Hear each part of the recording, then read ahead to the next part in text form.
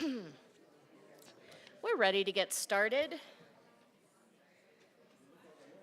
Today is Tuesday, May 6th, 2025. This is the City Council's regular meeting.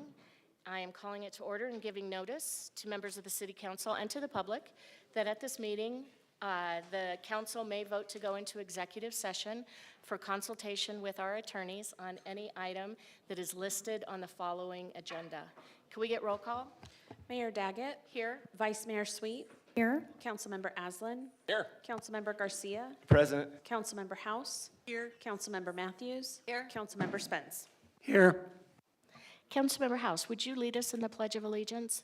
It would be my honor. Please stand as you're able.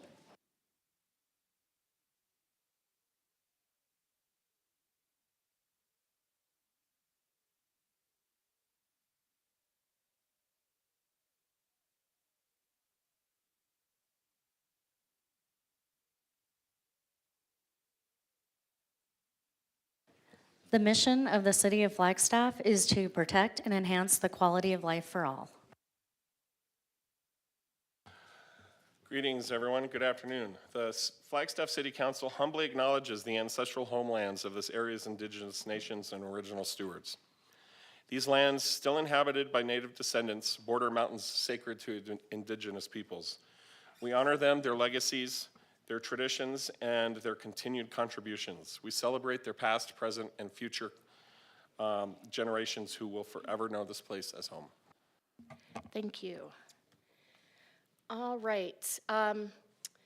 Before we move on to approval of the minutes from the previous meetings, I would just like to request that we reorder the under routine items, that we take the last cap, or I'm sorry, under regular agenda, that we move last cap up before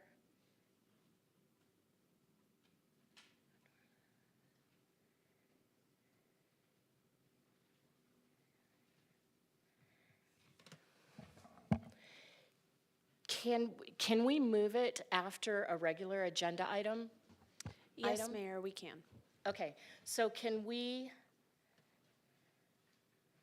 hold on, I want to make sure I'm getting it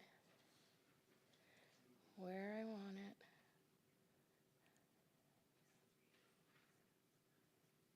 Construction contract. Okay, I'd like to move it after the naming the Rio de Flag Bridge.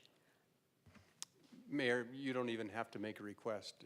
Council members typically make the request to you. So you just say it I'm and moving it's it. done. All right. Thank you. It's moved. Okay, now back up to the top here. Okay, so approval of minutes from previous meetings. Council members, do you have any questions or comments about the minutes from previous meetings? I'd like to thank staff for all their work to get caught up on all of these meeting minutes. And I will consider a motion to approve. So moved. I'll second. Any discussion? All those in favor? Aye. Aye. Any opposed? All right, number 5, open call to the public. This enables the public to address the council about any item that is not listed on tonight's agenda. And because you will be addressing us about something that is not on the agenda, we can't respond to you, ask questions, answer questions. And you have 3 minutes, and the timer is right here. And Mark Prouty?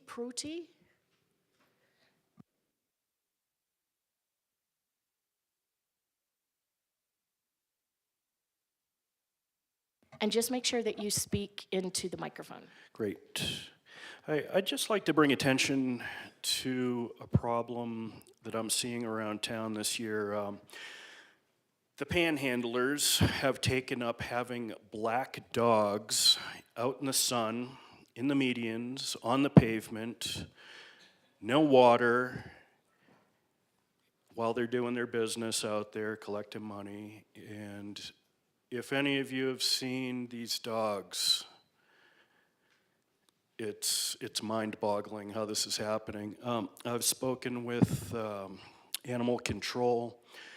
There doesn't seem to be any ordinances against this, and all they can do is push them along, and they're right back at the same spot on the next day. So this is in regards to the animals. If we can't stop the panhandling, maybe we can save the animals from having to deal with the weather. So that's all I have to say. Thank you. Thank you. Blake Neighbors?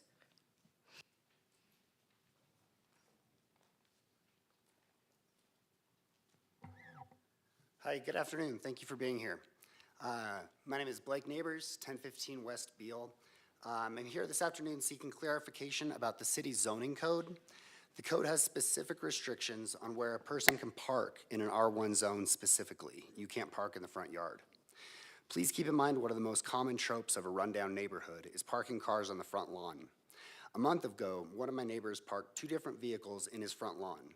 To be clear, this isn't a family of 8 with people needing to get to work in different places. This is a 2-person residence with 5 vehicles spilling off the property. I called code enforcement after it became clear the vehicles were there to stay. The code officer responded promptly and the private vehicle was immediately moved. Approach this situation is using a new code amendment we have been working on. This amendment would eliminate setbacks and allow parking all along the rim of your property into the front lawn right up to the sidewalk. He said that the council had directed this change in an official council meeting. I asked if the new plan would apply to all vehicles. Would I potentially see yards full of cars, trailers, RVs, and boats? Yes. I asked why not enforce the code as it has been written until the new code is adopted. And again, he said the council has directed us to use this new code amendment. I then asked where I can see and read this new code amendment. He said you can't, it hasn't been written yet. That makes the implementation of this amendment subjective and up to the opinion if it can't be read by all parties. And that's exactly what is happening. By the way, the city vehicle in question is in violation of the amended code as well as the existing code, and they still won't do anything. I told him I thought what they were doing would ruin the aesthetic of the neighborhood and goes directly against why the existing code is there in the first place. He disagreed. Obviously, there are 2 sides to this debate and warrants public discussion. This, mind you, is not the city looking the other way if they happen to notice a violation.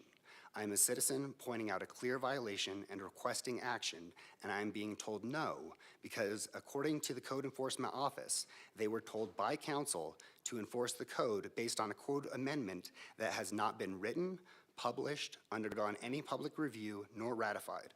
According to the Code Enforcement Office, all at the direction of City Council. So I am baffled.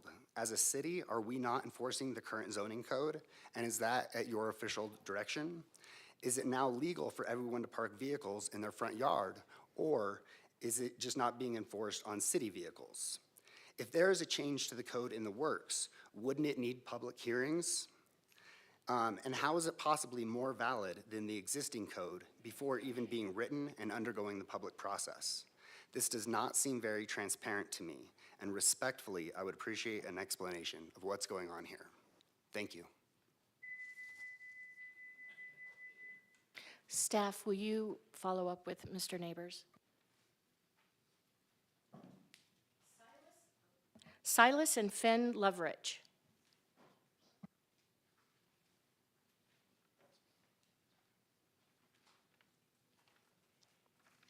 Hello, Mayor and Council. Stand over Make sure you press down the, yeah. If you're going to speak into that one, just make sure you press down the button. Hello. Hello, our names are Silas and Finn Loveridge, and we are 13 and 10 years old. We live in Bennett Estates on Lake Mary Road and have lived there for our entire lives. The regular speed limit is 45 miles per hour. We normally ride our bikes or walk on the sidewalk of Lake Mary Road, and many people drive way over 45 miles per hour down the road and is not safe for us in our community. 2 years. Within the last year, we have had 2 major accidents along the road. One resulted in a death, and the other one was just this Saturday, also resulting in a fatality. We suggest that you drop the speed limit down to 35 miles an hour and make pedestrian crossings. We believe that these changes will result in a better environment for our community and all the other kids that live along Lake Mary Road. We thank you for listening to this and hope you can put these into in action in the future. Thank you. Thank you. Stephen Poor.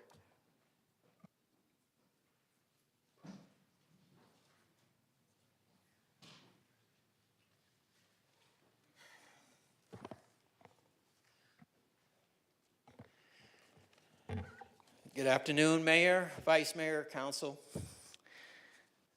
I'm Steve Poor. I live at 1640 West Havana Way. I'm here to talk about my favorite subject, forecast of population in the city of Flagstaff.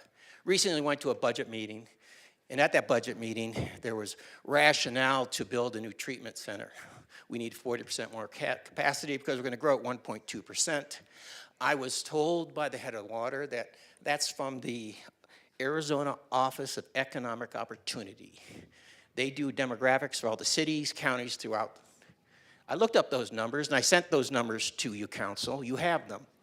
And those numbers are not 1.2% to 2050, requiring a 40% increase of capacity.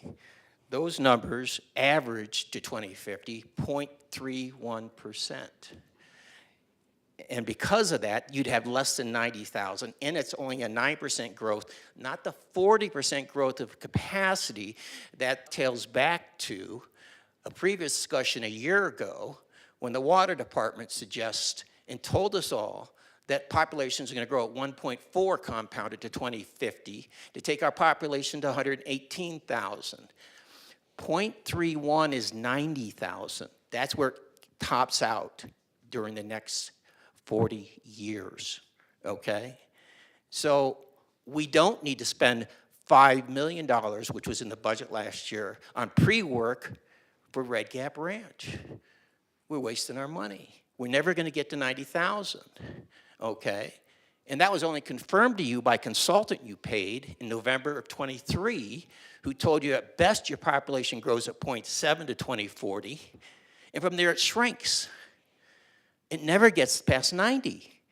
Your water department says 120 we need Red Gap. We gotta stop wasting the taxpayers' money. Please hold the staff accountable to one number. The last 4 years, the city manager and staff presented you with 4 different numbers on how the population is gonna grow. 2.7 for the hospital rezoning, 1.4 for water, 1.2 for wastewater. And that's not even the accurate number from the Arizona Office of Economic Opportunity. They do a fine job there. They're projecting 0.31. How does someone get that wrong?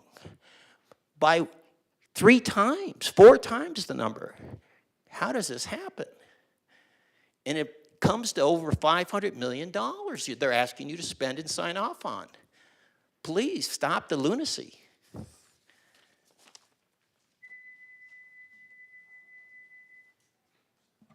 Noah Baker.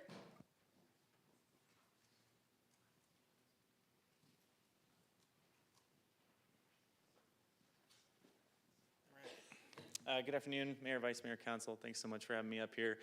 My name is Noah Baker. I work for the Wildland Fire Management Division of the Flagstaff Fire Department, and I'm also serving as the Public Information Officer for the Pine Needle Drop-Off Project. And with that, like I did 2 weeks ago, I'd like to just keep you informed, keep you updated on this, and I'll hop right into this. So we just finished our second project area, which was University Heights. We saw a pretty significant amount of success there. We saw a really stark amount of feedback from our residents just thanking us for the follow-through in the area. And with that, we also saw our dumpsters fill up to be completely full every single time we dropped them off. The community had a need there, and we didn't get all of it, but we got a big portion of it. So really happy about that. Lots of material removed. And during this project last week, I probably received 20 to 30 calls a day, which is a lot to answer for myself. And about half of those were just support. The other half were questions or comments or recommendations. So that's how we're measuring our success there. We did see a little bit of illegal dumping in those dumpsters. We're trying to figure out a way to mitigate that in the future. a lot of reports from residents about that, and just trying to figure that out going forward. But that was the only snag we really had. Our next project area is going to be Rock Ridge, Anasazi, Ridgecrest area, and that's going to be from May 16th to the 23rd. That'll be 4 bins. Those locations are yet to be identified. We're still working with our Public Works to find those spots. And I don't really see any big issues going into that neighborhood, except the structure of the neighborhood is a lot different than our last 2. We're going to have to do a little bit different communications methods, but we're planning to get engaged with that pretty quickly. Looking forward to that. And I want to thank all our partners and our residents for supporting us through this. It's been a challenge, but it's been a worthwhile challenge, and we're seeing the fruits of our labors there. And with that, that's all I got. So have a good day, and thank you very much. Thank you. Colleen Maring?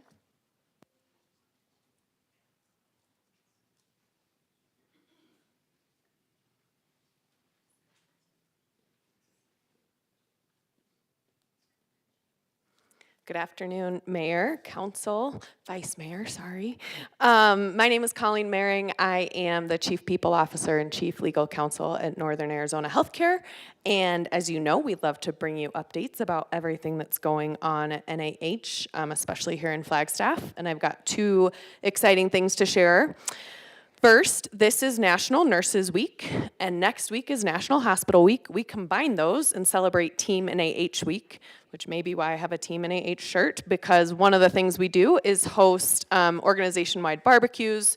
Our nursing leaders cook pancake breakfasts for everyone in the house, as we call it.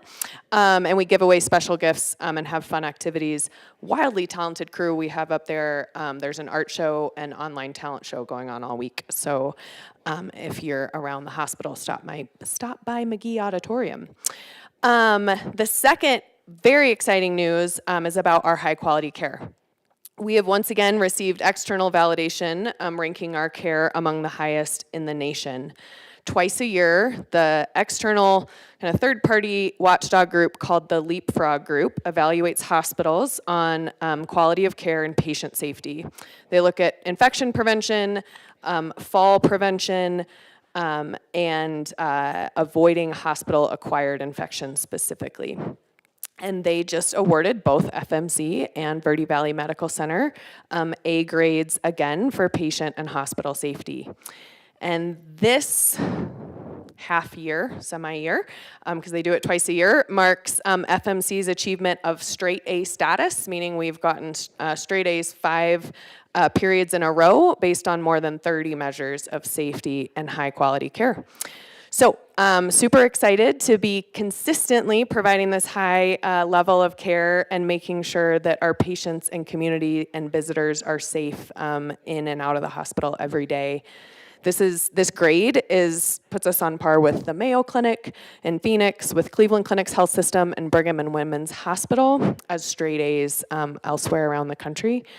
So we and all of Team NAH are really proud to be in that status and provide that service to our community. Thank you. Thank you.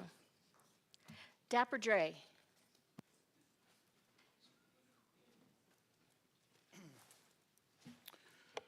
Howdy, everybody. Mayor, Vice Mayor, council members, staff. This is my first time being up here with the new council members, so it's good to see familiar but new faces in those chairs.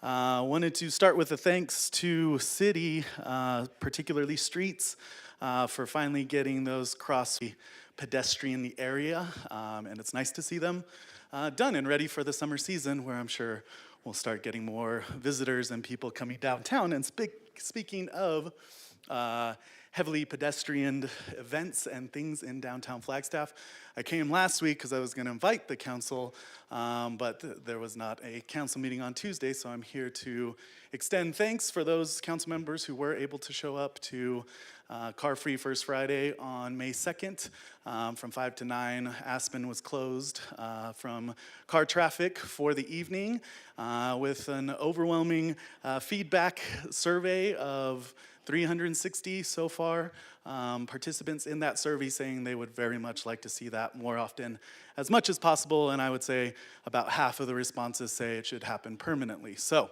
survey says interactive, local community members say, about probably at least 85% of the responses are 86001 or 86005 area codes, say they want to see more often. They want to see that be an implementation for experiencing the heart of downtown, and I think what makes it very difficult is that it's very difficult to do. We pay Quail Construction $1,300 a time to drop the barriers on the street. They drag their feet. It takes them about 20 to 30 minutes for it to be done. They just sandbag detour signs that you know have been run over by at least a couple of trucks. And as you come up to that event, what you see is a barrier that says, "Road closed, detour." And it makes you think, you know, we closed this on cars. That's our mistake, right? This is a mistake. This isn't intentional. But I can guarantee you, if you were there on Friday night, it was a very intentional and very attended and very lively event. And so how do we make it intentional? How do we make it easy to do? Instead of paying $1,500 to a contractor, why can't people just set up barriers? Why can't people set up bollards? Because that's what we did to stop the traffic. It was real easy. Couple cones, couple people saying, divert, divert, and everybody had a good time, and everybody valued it. So how do we make it easier for that to happen? I think that's in your hands, and I think that's in city staff's hands, but I'd like to see, after doing all the legwork with one leg, more from you guys. Thanks. Thank you. All right, we're moving down to proclamations. We have 3 proclamations, and we're going to take them in this order. So if you are in the audience for these proclamations, please come down when we announce that we're doing it. And we'll read the proclamation, we'll take a photo, and then if someone from your group wants to speak, you're invited to do so. So the first will be Jewish Heritage Month. The second will be Asian American.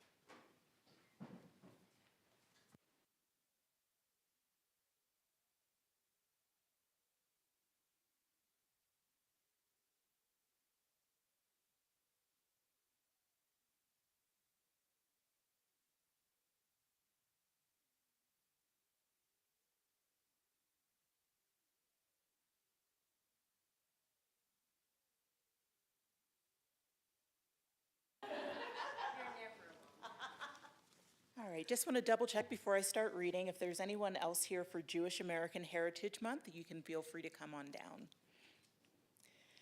Whereas the city of Flagstaff joins the Library of Congress, National Archives and Records Administration, and United States Holocaust Memorial in paying tribute to the generations of Jewish Americans who helped form the fabric of American history, culture, and society. And whereas Jewish American Heritage Month has been celebrated annually since 2006, when President George W. Bush declared, "As a nation of immigrants, the United States is better and stronger because Jewish people from all over the world have chosen to become American citizens." And whereas Jewish American Heritage Month, or JAM, celebrates the inspiring history and vibrant living culture of Jewish Americans, serving as an antidote to anti-Semitism by amplifying the true, joyful, and powerful stories of Jewish life in America. And whereas Flagstaff is home to vibrant centers of Jewish life, including Congregation Lev Shalom and Shabbat of Flagstaff, which host inclusive public community events. Now, therefore, I, on behalf of Becky Daggett, Mayor of the City of Flagstaff, do hereby proclaim the month of May as Jewish American Heritage Month.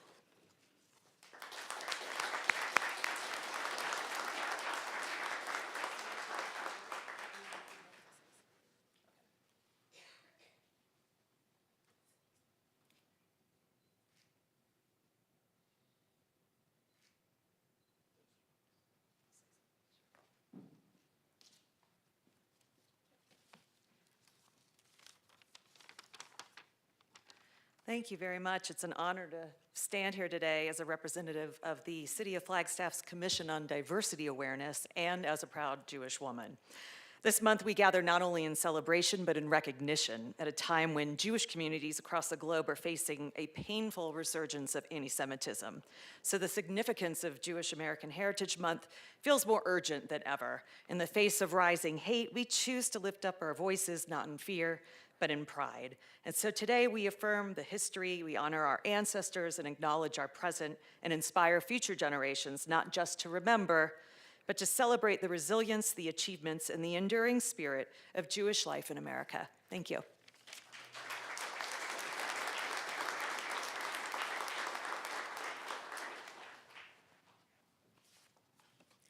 And now I'll be reading the proclamation for Asian American, Native Hawaiian, and Pacific Islander Month. So anyone here for that? Come on down, guys. We want all of you to represent with us. If you feel like it. Anybody else? No pressure. No pressure.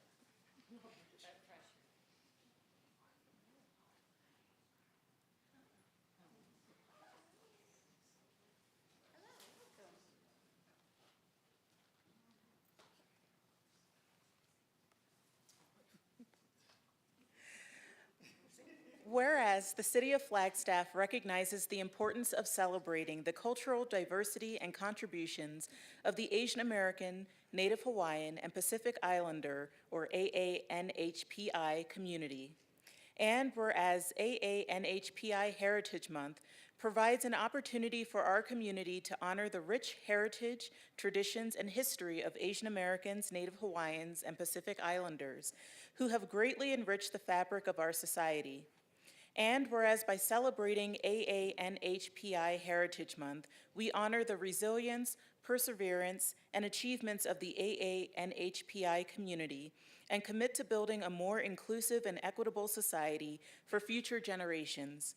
And whereas the Federal Asian Pacific American Council has announced that the theme of 2025's Asian American, Native Hawaiian, and Pacific Islander Heritage Month is a legacy of leadership and resilience, which honors the hard work of AANHPI leaders who established a foundation for future generations to thrive and adapt to change with resilience.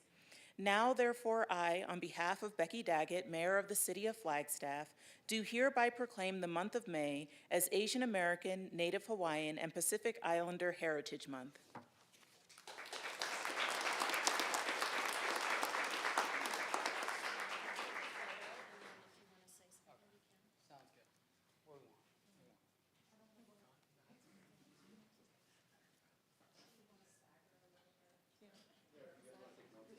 Sounds good. What do we want? Us tall people in the front? Okay.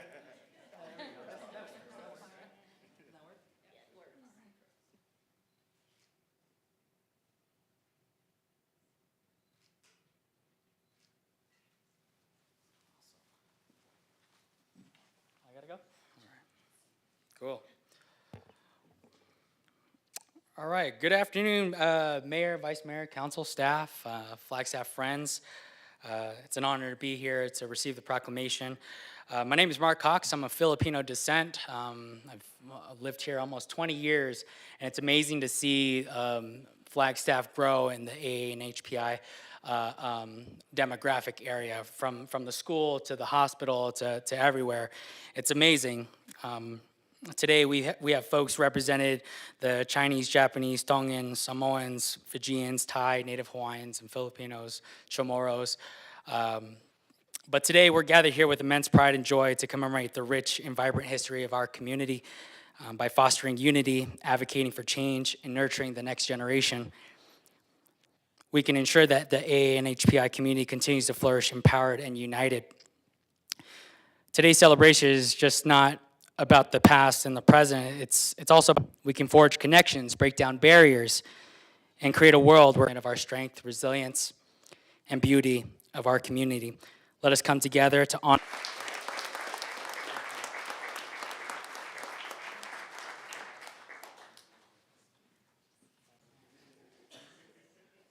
Oh, you need to flip this still.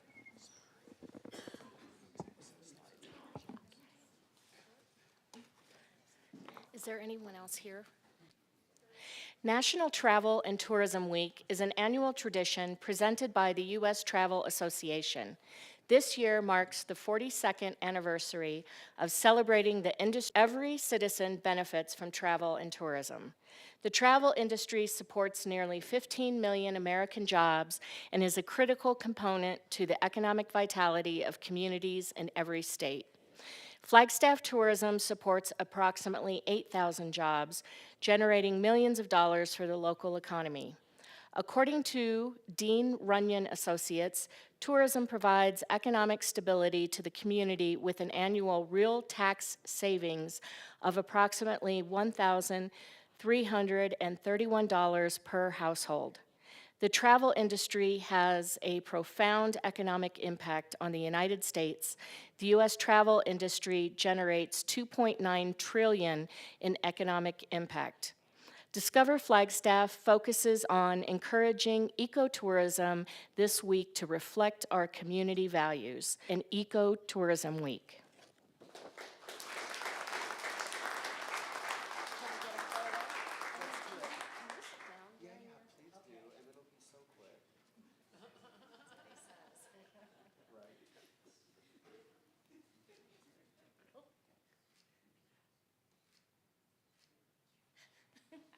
And then we can sit down. Trace is going to, he has a slight show.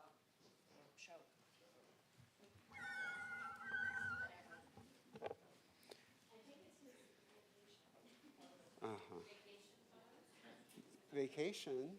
Yeah, sure. Yes, yes. This is really just a quick invite to everybody in the room and everybody listening, but I have just a couple slides. Mayor, Vice Mayor, Council, Trace Ward, Convention Visitors Bureau Director, also known as Discover Flagstaff. Thanks for letting me just take a moment of your time today. It likes to do that. It likes to jump. So I'm going to go like that, okay? So National Travel and Tourism Week is an annual tradition that highlights travel's essential role in driving economic growth, creating job, and enhancing the life of the quality of life of folks from around the United States. Since 1983, the industry has come together each May to recognize and amplify the impact of travel in communities nationwide. So we like to do things a little bit different at Discover Flagstaff. We, of course, want to put a little twist on it in the celebration. We call it the National Ecotourism Week, as we want to keep our community's values front and center in everything we do. Really, the reason I'm speaking to you is because of this slide. I want to invite you. We have a tourism service day on Wednesday, May 21st from 10:30 to 11:30, picking up trash on Route 66. Followed by lunch at Flag Tag AZ. This was originally scheduled for the 7th, which is tomorrow, but we thought it would be a little too soggy, so we moved it to when Flag Tag could accommodate us, and that's going to be on Wednesday the 21st. I'm inviting everybody in this room, including council, mayor, and anyone listening, to please join us. We welcome all of you to Flag Tag AZ on the 21st to clean the Mother Road. And with that, I thank you very much. Thank you.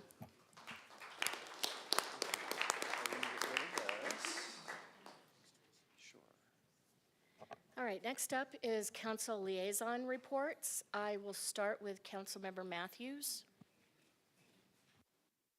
Thank you, Mayor. Yesterday, the Vice Mayor and I attended the Missing and Murdered Indigenous Peoples was a celebration day. I think we had a great ceremony over at NACA. Also, last week, I met with the governor's office, the woman who is responsible for community engagement, and we talked about community concerns and issues that we might have throughout the state. And she asked that I share that you can reach the governor's office directly if you have a concern that's impacting your community, and that's at engage@az.gov. And I'll let someone else talk about our lobbying trip last week. But it was full of lots of great conversation, and I really felt good about the outcome. So that's all I have. Councilmember Garcia. Thank you, Madam Mayor. I have nothing tonight. Councilmember Aslan. I'm going to pass this week. Vice Mayor. Thank you. Just real quick, on Monday, there will be a BPAC meeting here at City Hall, 4 to 6 p.m. Councilmember House. Thank you. Quickly, we met as CODA a few weeks ago, and I just wanted to offer thanks to the commission for preparing and bringing forward the two proclamations that were read today, as well as the ones that were read in April. And that commission also received a presentation on the last cap, which we're going to hear more about today, and also provided nominations for a member to serve on the committee for the Multicultural County Park exhibit. So I know they really enjoyed participating in that group last time and are looking forward to it again for this year. Councilmember Spence. Thank you, Madam Mayor. I would like to report from the Open Space Commission. We had a field trip to Picture Canyon, and the Dawn Weaver Trail realignment. We hiked the old Dawn Weaver Trail along the pipeline, and then we were escorted along the new proposed and now being enacted alignment for the Dawn Weaver Trail on the north side of Picture Canyon. And I bring this to public attention because there are a number of steps that still have to be taken, approvals given for this trail to become a reality. Picture Canyon is a conservation trust and easement from the state. There are a lot of steps that our Open Space Commission is going through, but when they are finished, a year or two from now, the Dawn Weaver Trail along Picture Canyon is going to be a must for everybody in Flagstaff to walk along. It's going to be beautiful, and we thank our staff and the Open Space Commission for making this a reality. Thank you. Thank you. And I have nothing to report. All right, so consent agenda. All items under the consent agenda are considered by the City Council to be routine, and unless a member of the City Council expresses a desire at this meeting to remove an item from the consent agenda for discussion, it will be enacted by one motion approving the recommendations listed on the agenda. And unless otherwise indicated, expenditures approved by council are budgeted items. So, council, are there any items that you would like to pull out for discussion? Then I will entertain a motion to approve the consent agenda. Mayor, I'll move to approve the consent agenda items A through E. A second. Any discussion? All those in favor? Aye. Aye. All right. Moving down. Okay, the first item is consideration and approval of a contract with Hope Construction. And we'll have a presentation from staff and council can ask questions. And, I'm going to first, no. And then we'll take public comment if there is any. All right. Hello, Amy. Hello, good afternoon.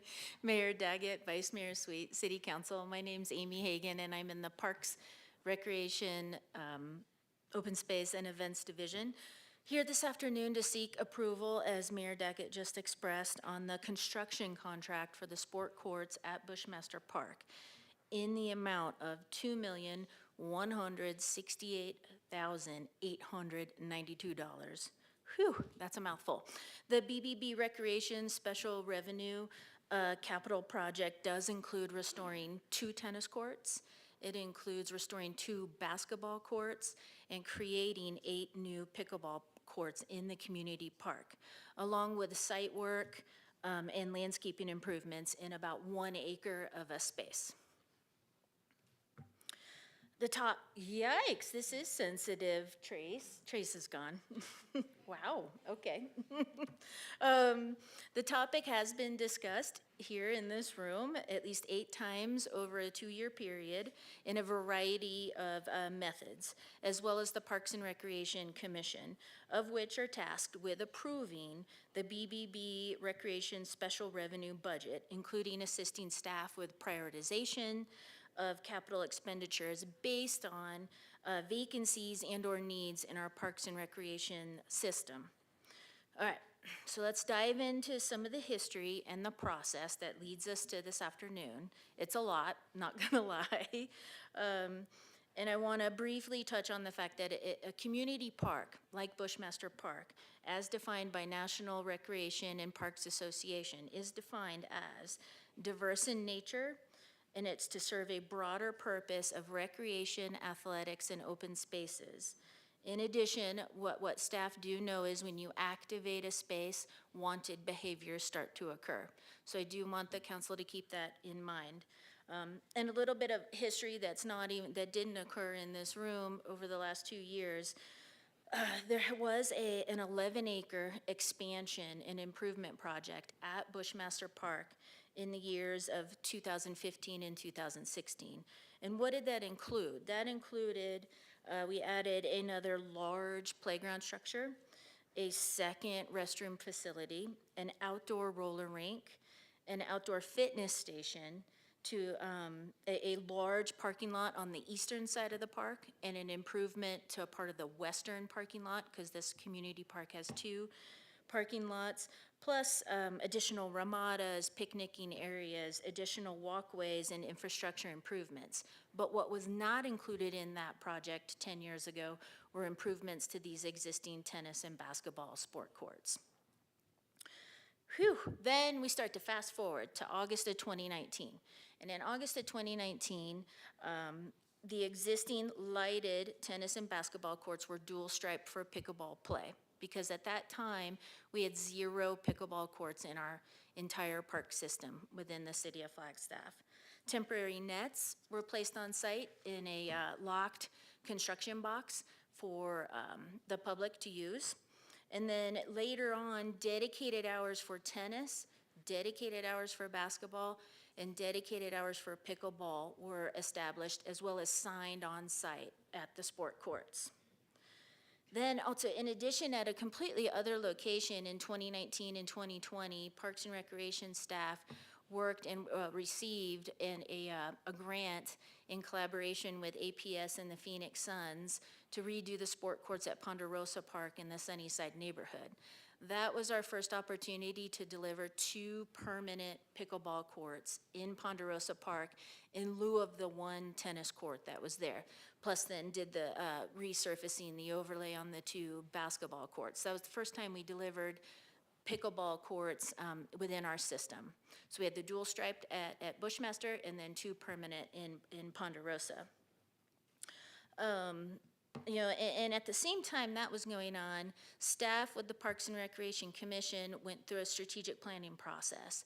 And what came out of that were 3 main priorities or known vacancies in our park system that staff brought forward in February of 2020 on a potential ballot initiative.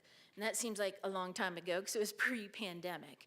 Those biggest vacancies in our system, number 1 was a girls' softball complex, because we don't have one in our system. Number 2 is an outdoor racket facility that would include tennis and pickleball.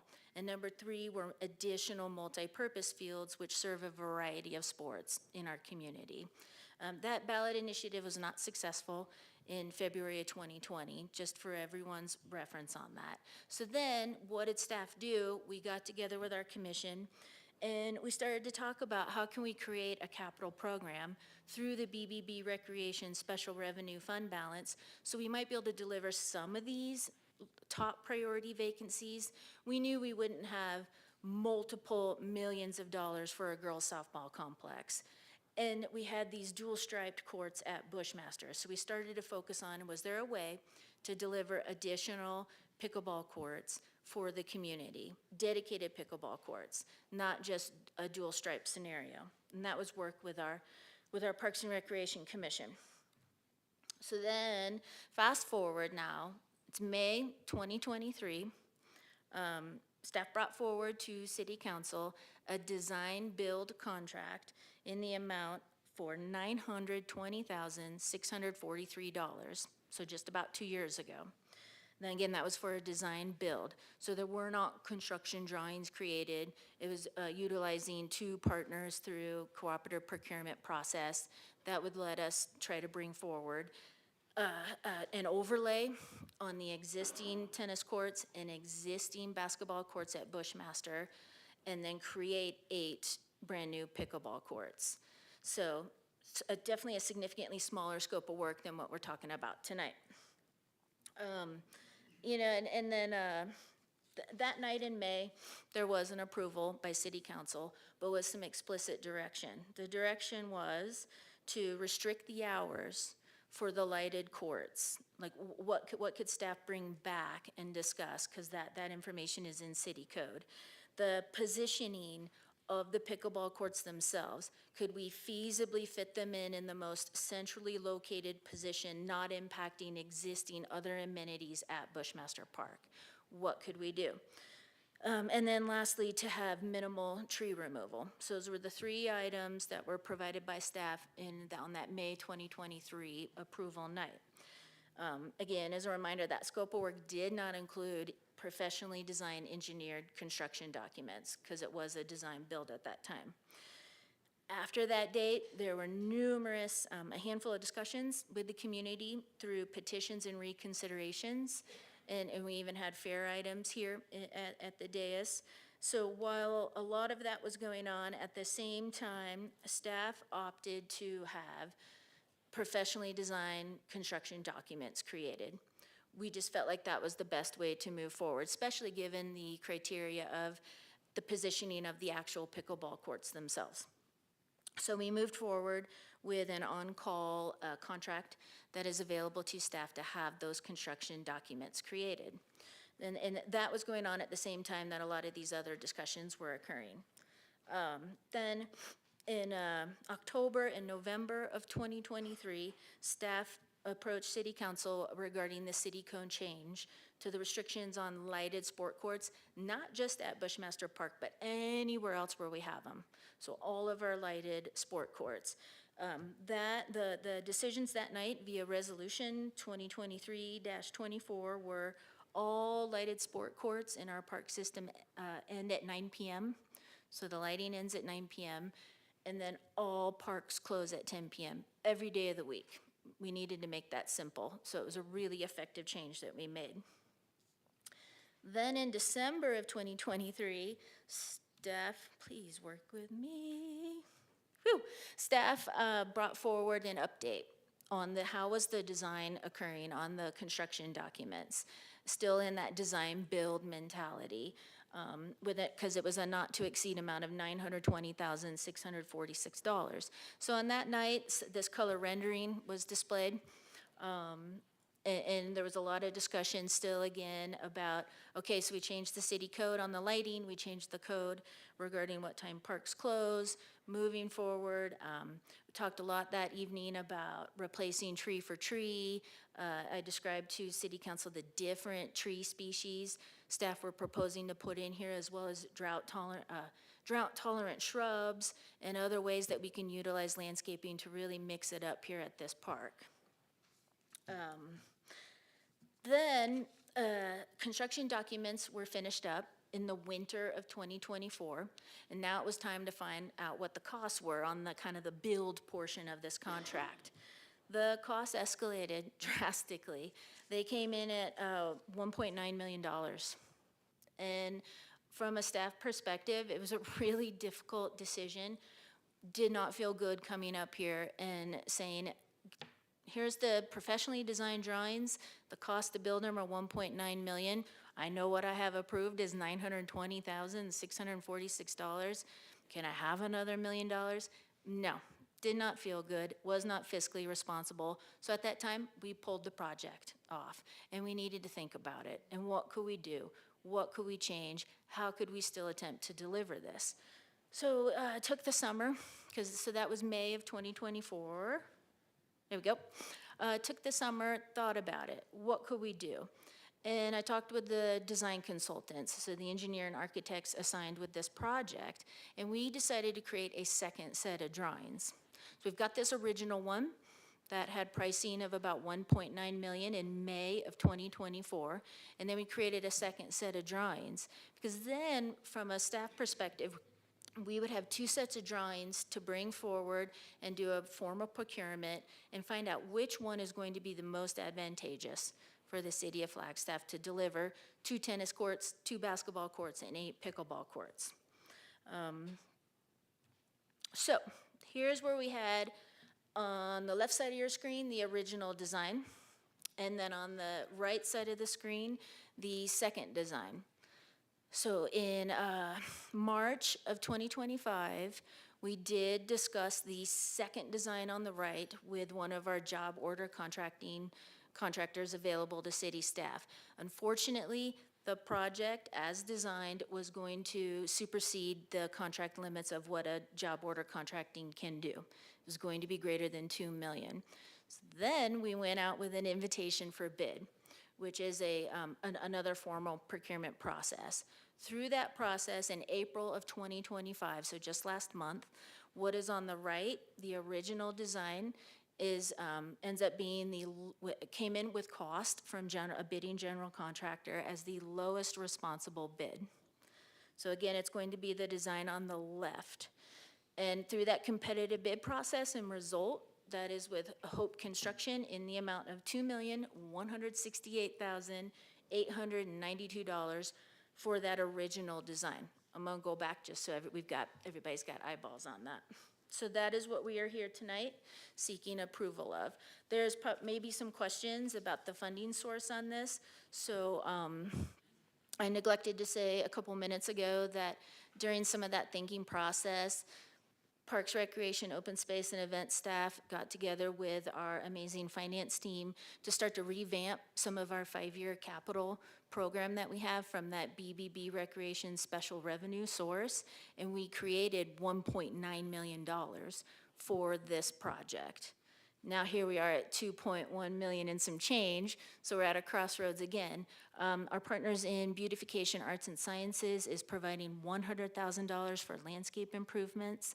That's been a line item in their capital program, and then there's still a little bit left over if my math is correct, so we will be using that same BBB Recreation Special Revenue Fund balance to supplement the rest for this full amount based on the invitation for bids with Hope Construction. Whew, that's a mouthful. With that, thank you for your time and any questions. Council, questions? Councilmember Spence. Thank you, Mayor.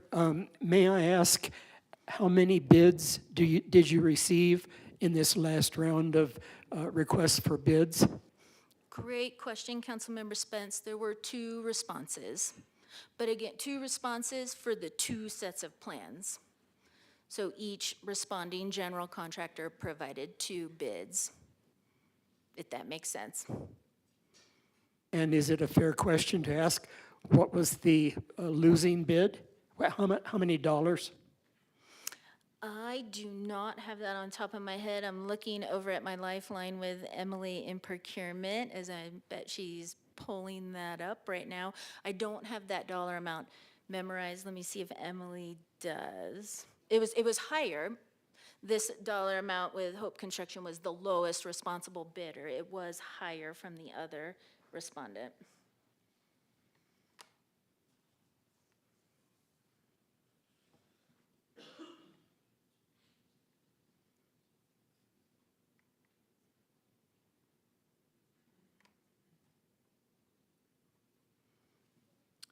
The other response for this original design was a little bit over 3.8 million.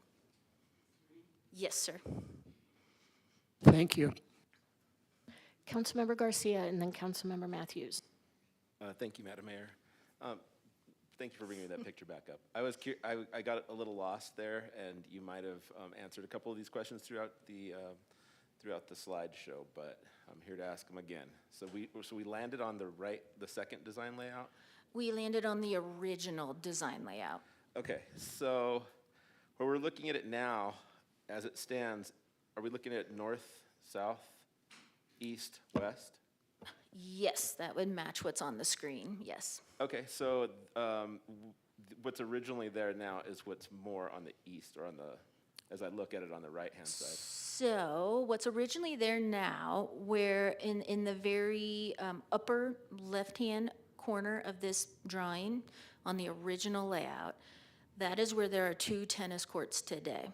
So what's proposed is to refinish that court, and you can fit 6 pickleball courts on that particular layout. And then directly to the east of that, through a concrete concourse, and there's 4 trees and a bunch of shrubs, there would be 2 brand-new pickleball courts. And they are pushed as far north as possible without conflict with the skate park that's kind of hidden there in that image. And then directly to the south of the 6 pickleball courts are 2 existing basketball courts today.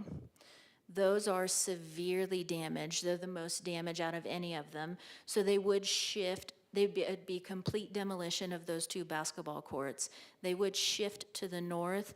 I believe it's about 16 feet, if I'm not mistaken, from the construction drawings, to get them, there's a very large-sized caliper tree there that is, that's what's created a lot of the cracking in that court. So we want to shift that upward. It also creates some accessibility to getting to that court that is not there today, with shifting it to the north. And then just directly to the east, the proposal is tennis courts there, where the existing basketball is today. Then directly to the east, where there's nothing today, besides a few trees, would be 2 brand-new basketball courts. Thank you. I still had a question or two, and it was kind of a nice segue. You talked about the trees. Of course, everyone knows I'm from Flagstaff. I've been a tree hugger since I was born, so how many of those trees are we going to have to lose for this? There are 13 trees, and there are 13 trees proposed to go back in, a different tree type, and then there are 76 shrubs. It's a bit heartbreaking to me because those are some pretty nice, big, full-grown trees. Some of them are big. But besides the point, do we have a noise? Well, I appreciate the fact that whoever designed this put the pickleball courts further north. That's a good idea. Do we have noise abatement for the south side, or would we have an issue? Has that been proposed, or is that not part of the plan? That is not a part of the proposal today or the construction documents. Okay, thank you. And you answered all my questions. Thanks. Thank you. Councilmember Matthews. Thank you, Mayor. Just for clarification, the current contract, that's just for the build? We've already paid for the design? The design has been 100% paid for, yes. So, The 2.1 million is for the construction of these courts. okay, thank you. Yes. Council, any other questions? I'm going to take public comment, and then we can come back and ask more questions and deliberate. And as I always say, when we have a topic that has great public interest in it, that we refrain from showing support or opposition to anything that's said. We want everyone to feel comfortable to come and express their views on the topic, regardless of what they are. So please, no outward signs of support or opposition. Christine Sturgeon.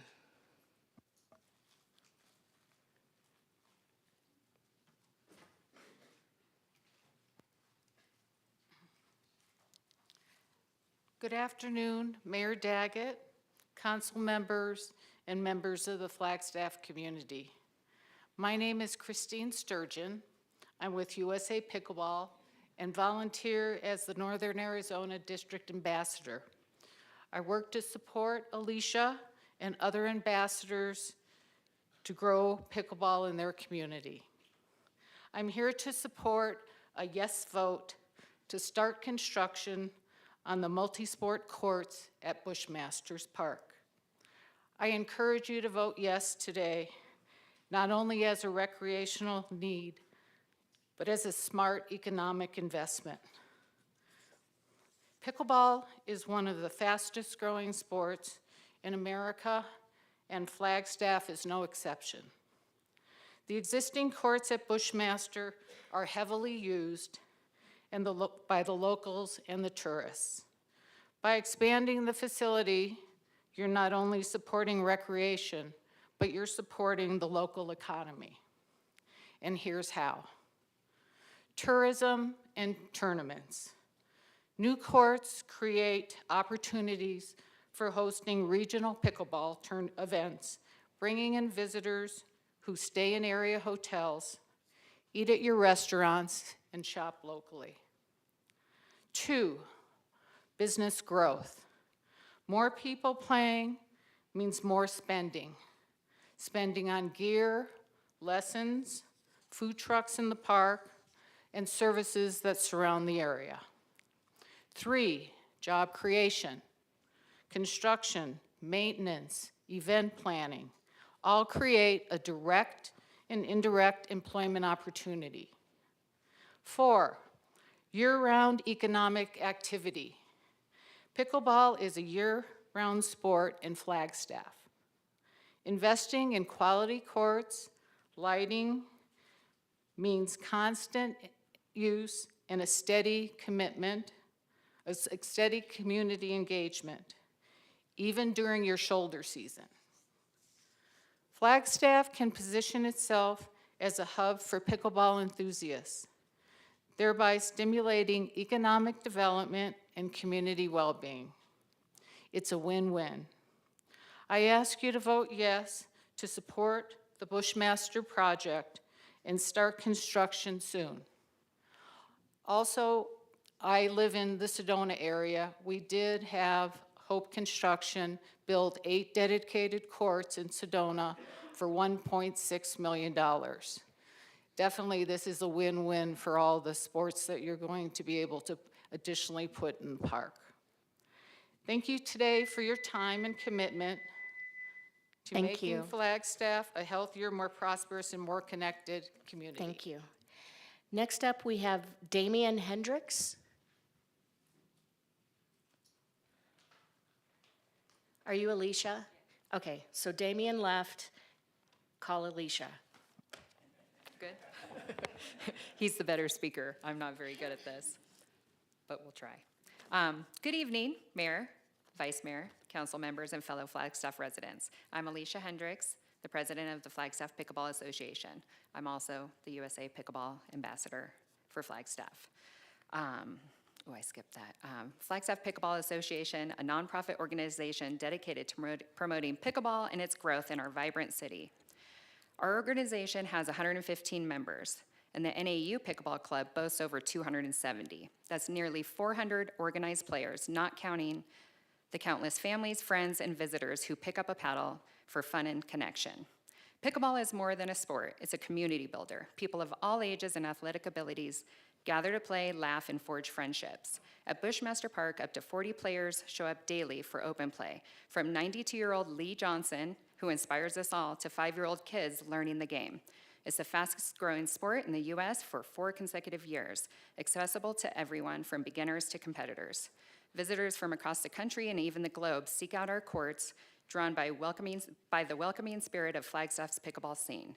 But the courts at Bushmaster are failing us. Cracked surfaces cause erratic ball bounces and pose safety risks, with players tripping over uneven surfaces.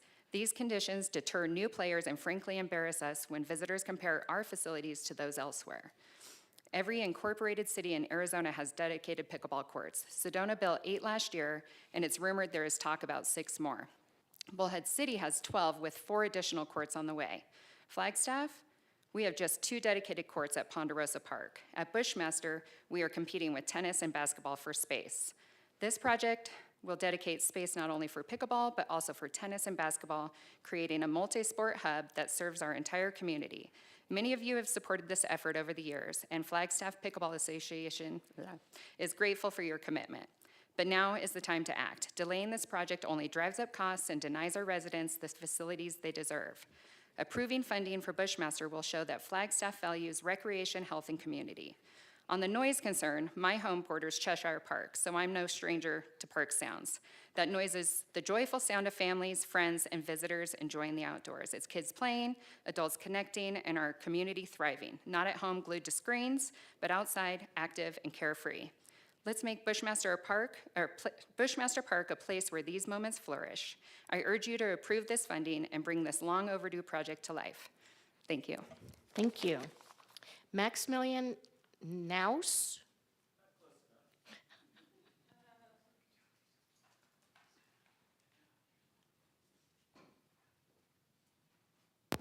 Good afternoon, Flagstaff residents, council members, vice mayor, mayor. Thank you so much for having me up here. My name is Maximilian Knaus. I am the founder and president of the NAU Pickleball Club. I started it in January 2023 with 35 members, and as of today, I checked, we have 283 members. That's an 8.31% fold increase, right? So I'm just here today to kind of give you an idea of how much the community loves pickleball and specifically the younger demographic that I fall into. As Alicia demonstrated, pickleball is the highest growing sport in the United States as of right now. And the highest growing demographic in that is 18 to 34-year-olds, accounting for 28.1% of individuals who are getting into the sport. Through my time as the president in the NAU Pickleball Club, I have seen a ton of college-age individuals who have never picked up a paddle get into the sport and their life improve as a result of that. And I think one of the biggest issues facing us today in Flagstaff in regards to pickleball is the lack of court space that we have.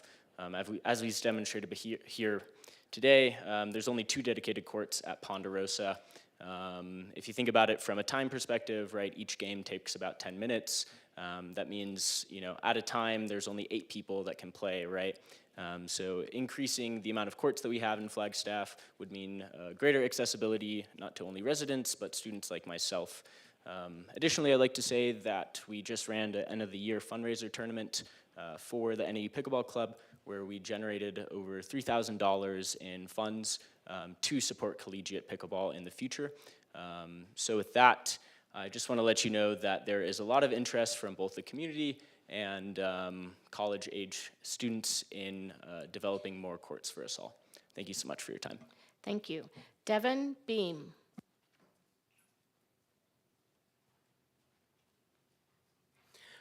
Good afternoon, and thank you for hearing me today. My name's Devin Beam, and I've had the privilege of calling Flagstaff my home for the past 7 years.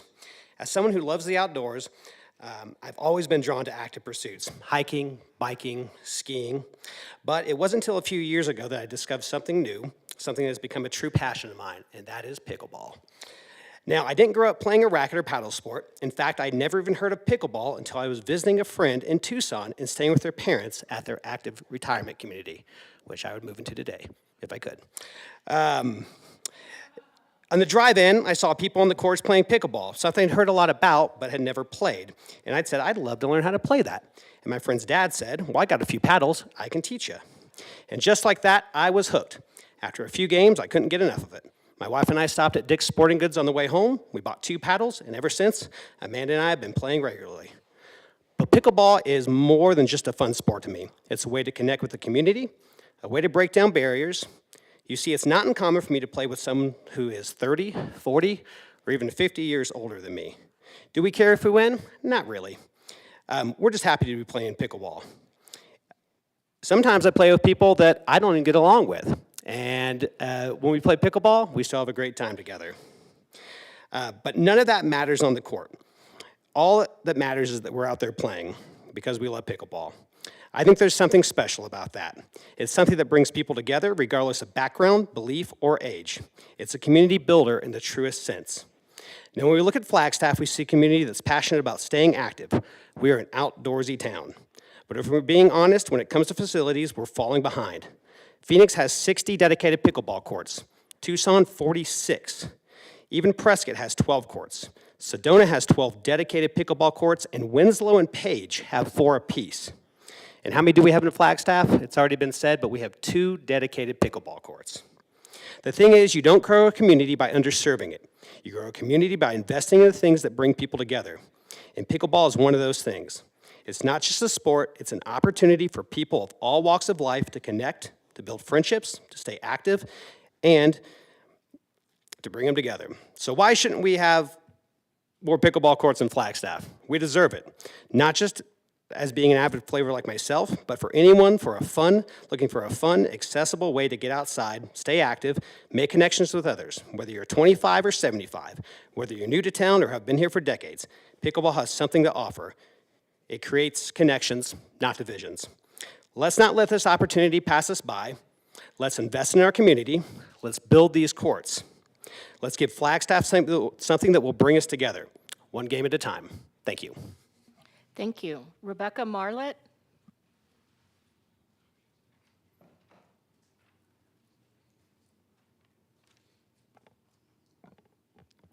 Good afternoon. My name is Becca Marlett, and I'm proud to be a lifelong resident of Flagstaff and a pickleball player for the past 4 years.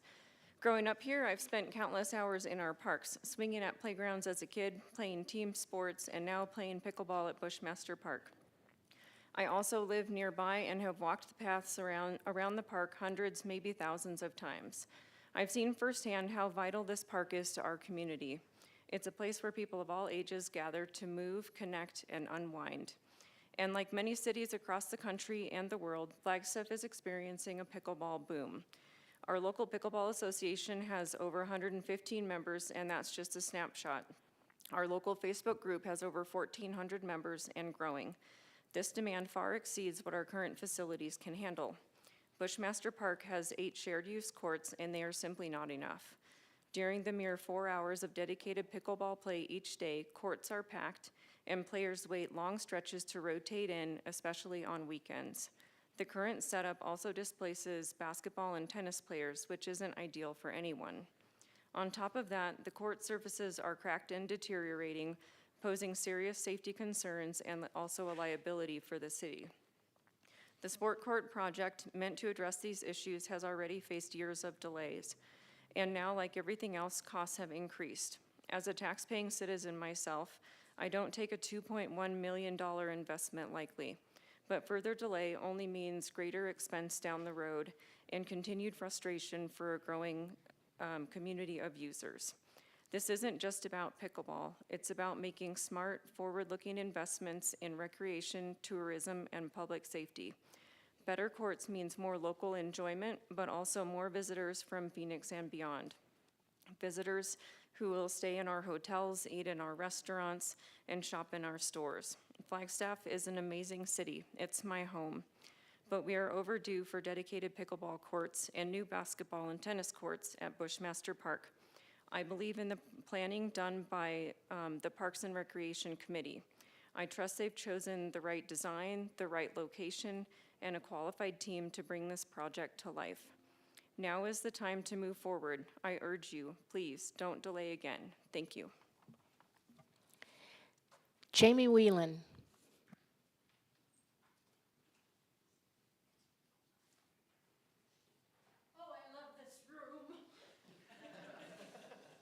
Hi, everybody. You spent enough time in it. Mayor, Vice Mayor, City Council, thank you for having us here tonight.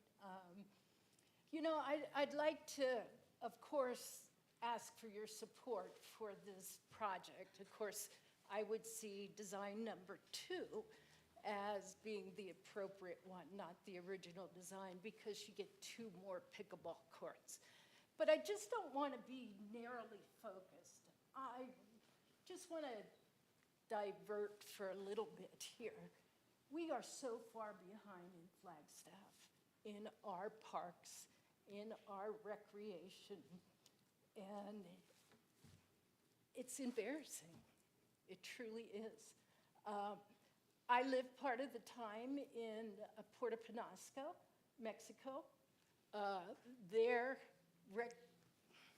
recreation liaisons with the people who are living there, strong, strong. We have at least 20 dedicated courts. It's all through their recreation. They're coming up here for our June tournament.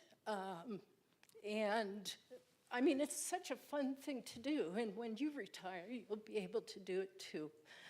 I just ask that you really think about, you know, before COVID, we were all sitting up there and we had to just shut everything down, and we were moving forward. And these women have worked their butt off to get this project done. They have given so many scenarios to the community, to you, to us, and it's just time that we move forward and do some forward thinking, forward funding.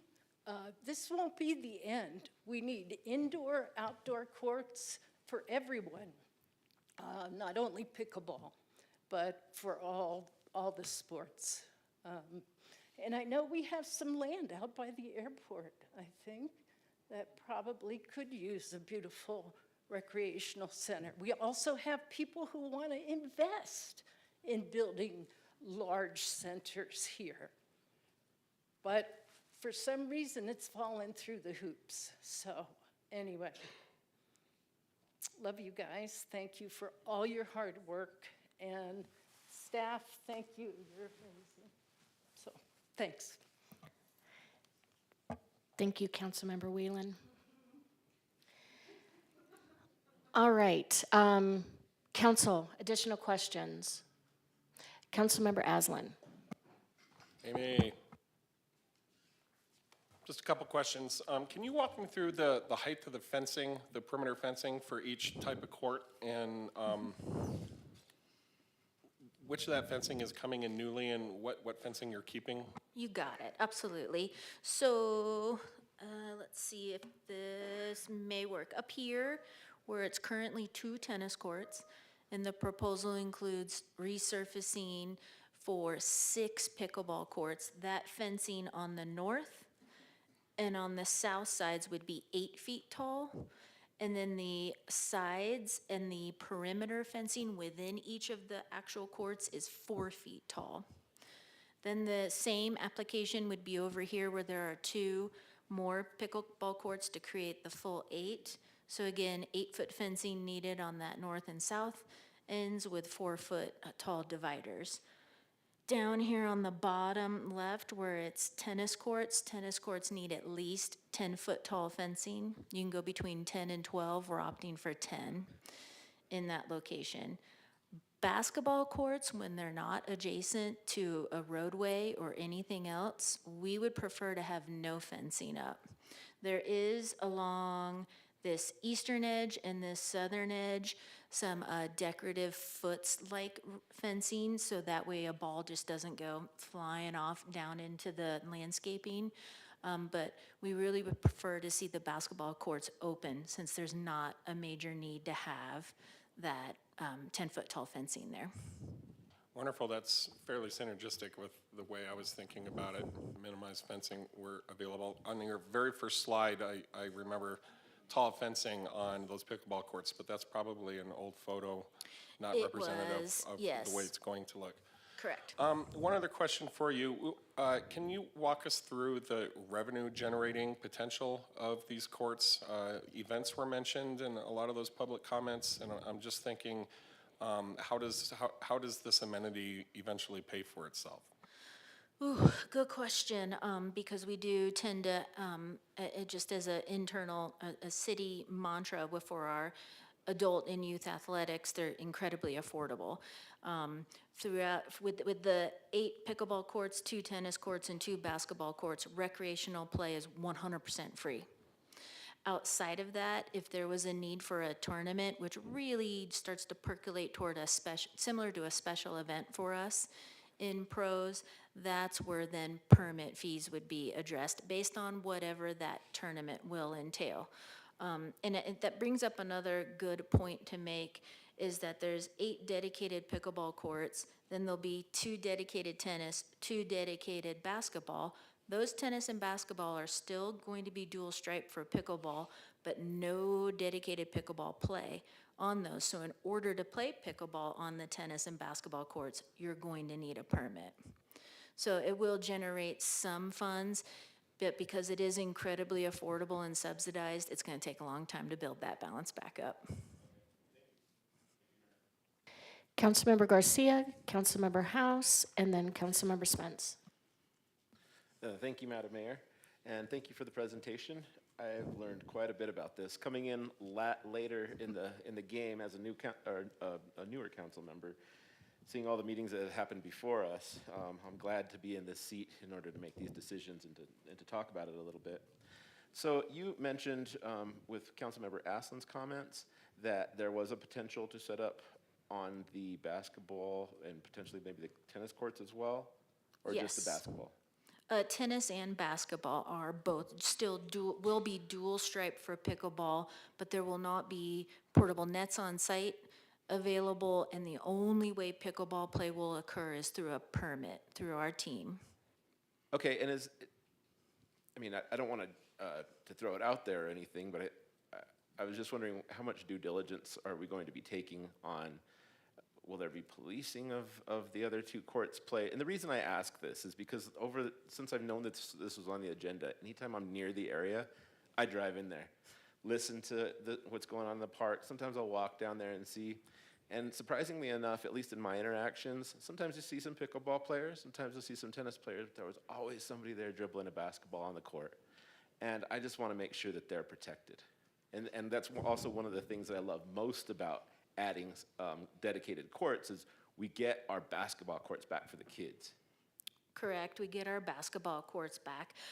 You know, we do have one park ranger on staff who is to go around to all of our park locations and help educate and help remind the community of the rules.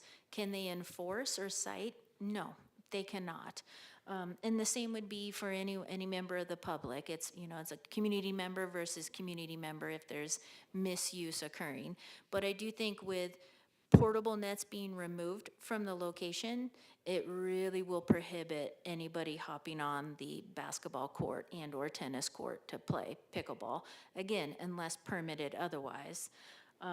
We'll also ensure that there's signage up. It's a basketball court, it's a tennis court.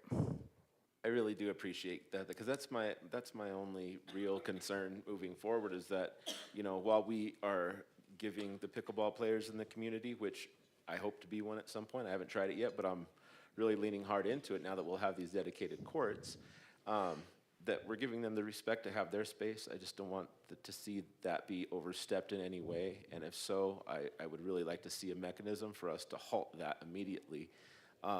Because this should be a place where everybody could do what they want. But beyond that, I wanted to just simply thank everyone for the process. I went back and viewed quite a few of those council meetings, and the depth that you guys went into to create what looks to me like a pretty good scenario here moving forward. All that work is resembled in the current plan. So good work to staff and good work to the community, everybody who came along. Councilmember House. Thank you, Mayor. Thank you, Amy, for the presentation, and to echo what others have said, thank you for all the work. I know this has been a long process. One of the questions that came to me from some community members was bringing up the Fort Tuthill Park Master Plan approval of 6 pickleball courts. And what they've cited is that those are approved in phase 1 of that plan, and they are coming with a price tag of $562,000. And so the question has been, what's the difference? Can you go into, if you know, what the difference in those price points is? I can. With reading that same report and receiving that same master plan, reached out to our partners at Coconino County in Parks and Recreation, and just to inquire if the pickleball courts are budgeted. They're not budgeted yet, so that is an estimate that's in their master plan. And I shared with them our costs just for awareness. Now, there can be multiple different ways to do this, just like when you look at 2 years ago when we were doing just an overlay on top of and no additional work. We were talking about significantly less. So what the county's master plan doesn't indicate is where and what the construction method will be. So those could be some unknowns for us. Thank you. Councilmember Spence. Thank you, Mayor. In preparation for this discussion, I first of all want to thank the PROS staff for the hard work that's been put in. I'm appreciative of what's been invested in the design aspect of this, and I'm certainly not one to throw good money after, or bad money after good, whatever that phrase is. And to make it clear, I think the staff has done a good job of trying, to the best of their ability, to mitigate the noise issue for residents around Bushmaster Park. I've walked this park several times in preparation for tonight's consideration, and indeed, you as PROS staff have reduced the distance from the nearest neighbors from about 150 feet up to 300 feet. So you're trying to mitigate the noise issues. However, this park is still surrounded by longtime residences. So I propose, for us to keep this in perspective, I propose a new slogan for this park. Bushmaster is an urban park in a forest preserve. Just an idea. But to me, Bushmaster Park is a beautifully forested park with mature ponderosa pines and now an orchard of fruit trees that have been planted. And it's a grassy area. It is so heavily used for picnics, city events, all the sports that we've been looking at, the roller rink, the exercise equipment, horseshoes, volleyball, restrooms. It's just a beautiful, beautiful park. And I believe this development is the wrong place to put pickleball. And the reason I say that is the 13 trees that are being cut down are large to perhaps old growth ponderosa pines, and there are other places where pickleball courts can be created that are already devoid of trees, and I'll come to those specific places in a minute.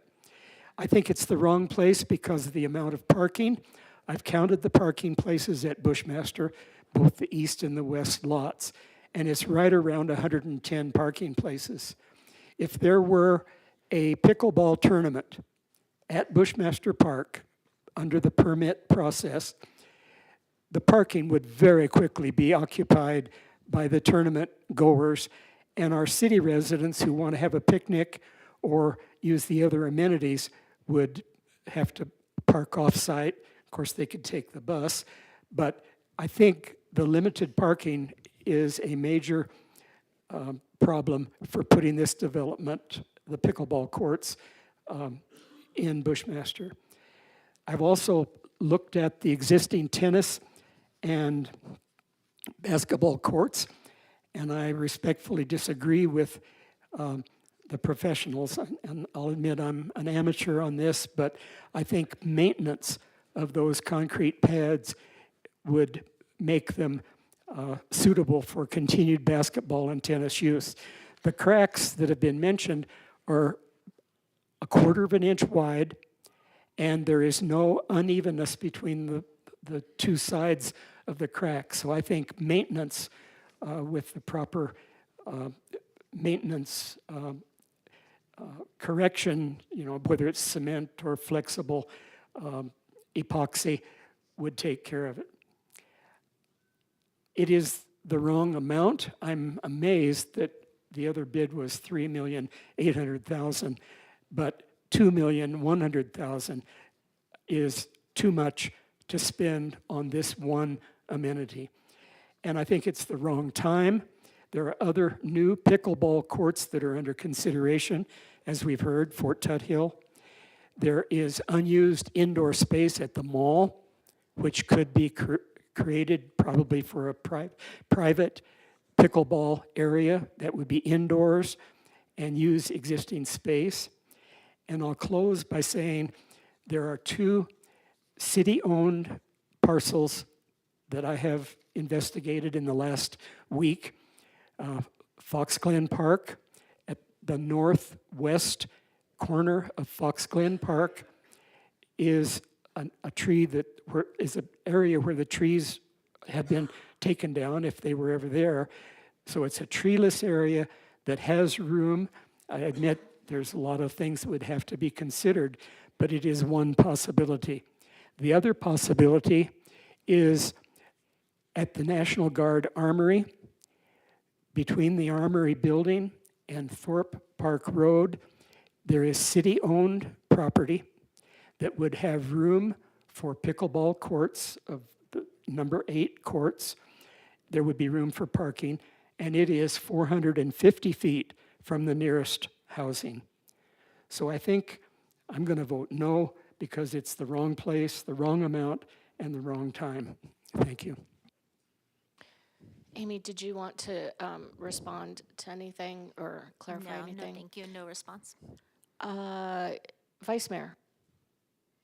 Thank you, and thank you, Amy, for being back here again talking about this. I did go out with you, I think, 2 times to look at this space, and we talked about moving the courts to better the noise. Everything that you and I talked about, you have put in this presentation, and I know that it's been thoughtful, and we have been round and round on this. So I think tonight what we're here doing is possibly approving this contract. And it is a bummer that the cost went up the way it did, but I think we are going to be dealing with that for a while. It is just the lay of the land, and it's unfortunate, but it sounds like we have found the money for the increased costs. I do believe that we are behind on our park amenities. We have talked about that as council in prior meetings. And I know that you have addressed the parking, the trees. You and I have talked about the cracks and how they're not easily something that we can solve without this project. So I would love to hear other comments from council, but I have been a yes on this in the past, and I'm going to continue to be. Thank you again. Councilmember Matthews. Thank you, Mayor. Thank you, Vice Mayor, for reminding us that this went through a rigorous public involvement conversation, 8 meetings, I think you mentioned. Yeah. Correct. So today we're just talking about the contract, not the approval of the project, correct? Correct. And just to clarify, this contract is not coming out of general funds, it's part of the BBB? It is Tax fund. 100% out of the BBB, Recreation Special Revenue. Okay, so it's specialized category that is already ear tagged for this type of project? Yes. Okay. So I just want to restate that. I know, wow, we've had just rooms busting at the seams with, comments from both sides, and it was a really difficult decision last year. And I remember you also saying that not all parks can have this type of sports, right? So we went down that path as well, talking about alternatives and why, we don't really have the alternatives that seems like we do to the general public, right? So prices are continuing to go up. We look at capital improvement projects. that 10 years ago, 20 years ago, when they were approved, were a fraction of what they are today. It's just the nature of the beast, and it's not going to get better. So I will support this contract, and I look forward to hearing from the rest of the council. Councilmember Garcia. Thank you, Madam Mayor. This won't be too long. I just wanted to put a little bit more of a finer point on what Councilmember House brought up, because I was kind of just doing like some rough math in my head, and I thought if we just put 6 courts in, it might, because it looks like we're going to put 2 new pads completely, right? There would be technically 3 new pads. New pads and then a resurfacing? And then, yes, the existing tennis courts, which convert to 6 pickleball courts, is a resurfacing. Yeah, so I mean, if we were to put, it seems to me just, you know, like Councilmember Spence said, I'm no expert, but that seems like 4 times the amount of work. So 50,000 times 4 is about 200,000. So it does pencil for me, and I just wanted to make it a little bit more clear for the public so they could kind of understand that maybe if we were only putting 6 courts out there, maybe we could get it down in price considerably. But since we're adding the, we're keeping and improving the basketball courts and the tennis courts, that's where a lot of the cost therein lies. Yeah, it'll be sad to see those trees go. I'm with you, Councilmember Spence. But if I was a council member you know, a couple of years back, I might be voting differently than I'm voting tonight. But since this is just for the approval of the court, and I respect all the work that's been done for it, I'll be voting yes. Okay, any additional questions or comments? Councilmember Aslan. Just briefly, I'll weigh in here. I've been supportive of more pickleball in Flagstaff all throughout, and I still am tonight. I'll be voting yes on the approval of this contract. Councilmember Spence, I deeply appreciate all the due diligence you gave this and the research you put into it, and the second look you gave at a lot of these things. It was your first look, I guess, but I appreciate you mentioning all those other places where we could put pickleball courts. I think we should put them there too. I appreciate your concern about parking, especially during events. I share that concern, particularly with regard to our out-of-town RVs. And I hope we can stay on top of that situation and maybe be ahead of it so that it becomes something that's well managed. The other thing I was going to add is, Councilmember Whelan, I don't think I need to wait till retirement to start playing pickleball. I do play pickleball. It's very casual. I'm not like a diehard or, you know, and I hope there's places in Flagstaff that remain casual pickleball sites where someone who's just got an hour once a month can say, oh, I'm going to go play pickleball. And guess what? There's a court that's open. They can just do it. Really been enjoying the new pickleball courts that are out at the Aura development on the corner of Ponderosa High Country and South Lake Mary. Those courts aren't up to like regulation, but they're you know, maybe that's, and they're relatively free all the time. So maybe that's part of the solution to the casual pickleball player having a place to go. It's somewhere where the professional diehard doesn't really want to see themselves playing pickleball at. So let's keep that in mind as we move on, balancing out those features. But I think pickleball is great. I understand why it's taking the nation and the world by storm, and I'm fully supportive. All right, so I'm looking for a motion. Mayor, I'd like to make a motion to approve this. And I'll second it. Any discussion? All those in favor? Aye. Any opposed? Opposed? No. Thank you. All right, so I am going to call a 5-minute break to allow the public who was here for pickleball to exit before we get started with the next item.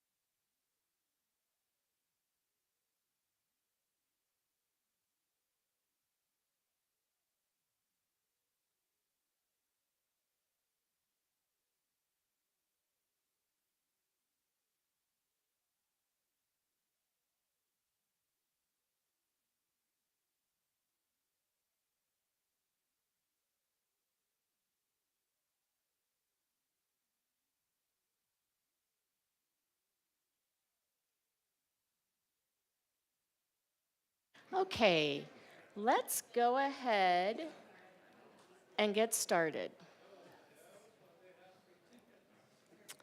We're moving down to public hearing items. Number 10A, and because these are public hearing items, I am going to open the public hearing. We will receive a presentation, and then we can ask questions. Go ahead. Absolutely. Hello, Mayor, Vice Mayor, City Council. Rick Tatter, Management Services Director. I'm also here with Anya Wendell, our Assistant Senior Attorney. And we are here to present the city tax code changes that we are recommending Council to adopt. Many of these things are based on election items we're updating, as well as municipal tax code updates that we need to bring forward. I apologize for not having a presentation in your packet, but that is there now. Stacy has uploaded that to the agenda in your packets. Yep, there's that jumpy. Man, all right. So this is really three components that we're bringing forward for council consideration and adoption today. First is to incorporate the changes related to what the voters approved with recent elections. We'll go through those elections and those what Flagstaff voters approved. We are looking for council to approve an increase the use tax rate to comply to the same level as the TPT rate. And then the big bulk of our edits and changes are related to the conforming with the municipal tax code and what legislative changes have occurred and how our code needs to align better with the state municipal city's tax code. That's required by law. We have to adopt by ordinance, and we have to submit this to the Arizona Department of Revenue to make sure that they are collecting our revenues properly. And so that's why we're in this process. So the first topic is related to voter-approved transaction privilege tax rate changes. The first item was in November of 2020, where we went to the voters and asked them to extend our general sales tax. This is our unrestricted 1% sales tax that goes into our general fund for uses within the general fund. No specific requirements can be used for anything. So that was approved by voters and extended to June 30th, 2043. So we appreciate that extension. More recently, in November 2024, we had two ballot measures that we took in the general special election.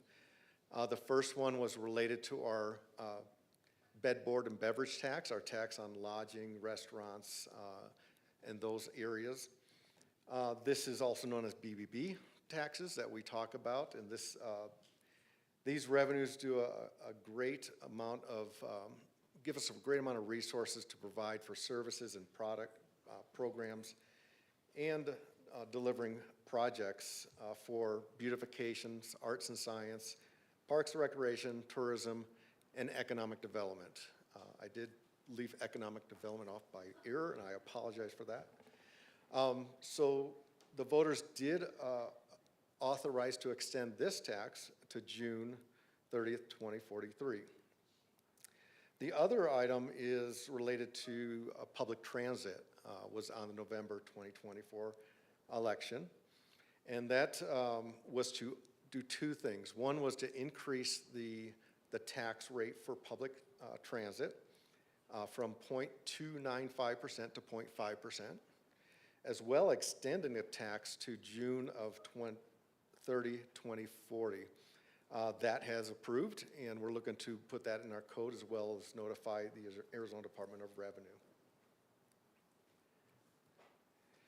So with those changes, with the increase to consideration, our new tax rate on July 1st, 2025 will be 2.486%. This is up from our current just slightly by 0.205%. Related to transit increase. That's for all categories except for our BBB categories, the restaurant, bars, and hotels. Those would be 4.2486.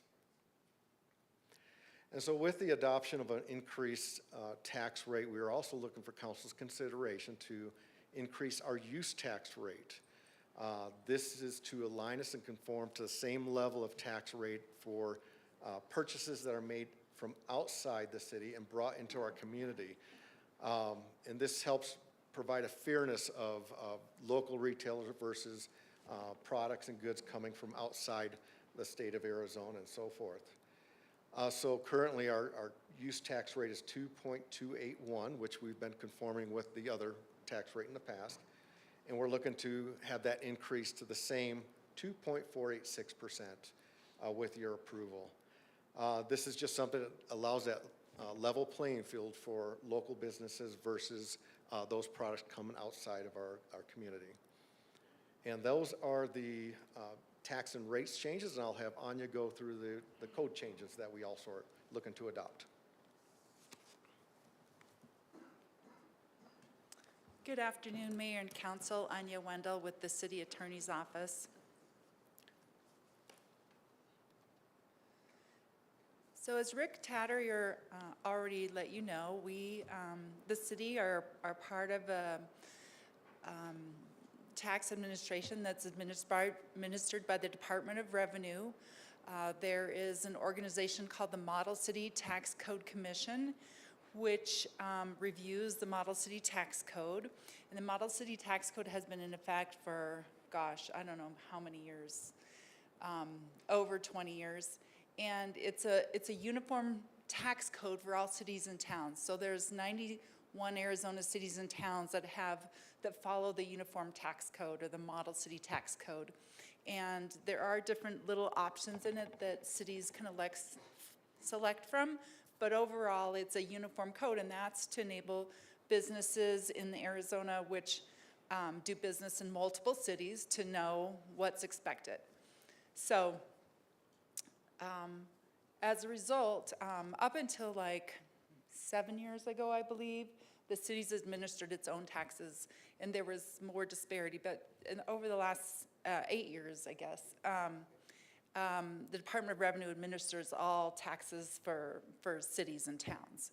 So, Department of Revenue is already basically implementing the Model City Tax Code in Flagstaff. And so what we need to do tonight is to bring our own city tax code, which is part of our regular city code that's on the books, up to date with the Model City Tax Code that the Department of Revenue is administering. Got that? Can I ask a clarifying question? Absolutely. Are we already collecting that amount and we're just bringing our language up to match that?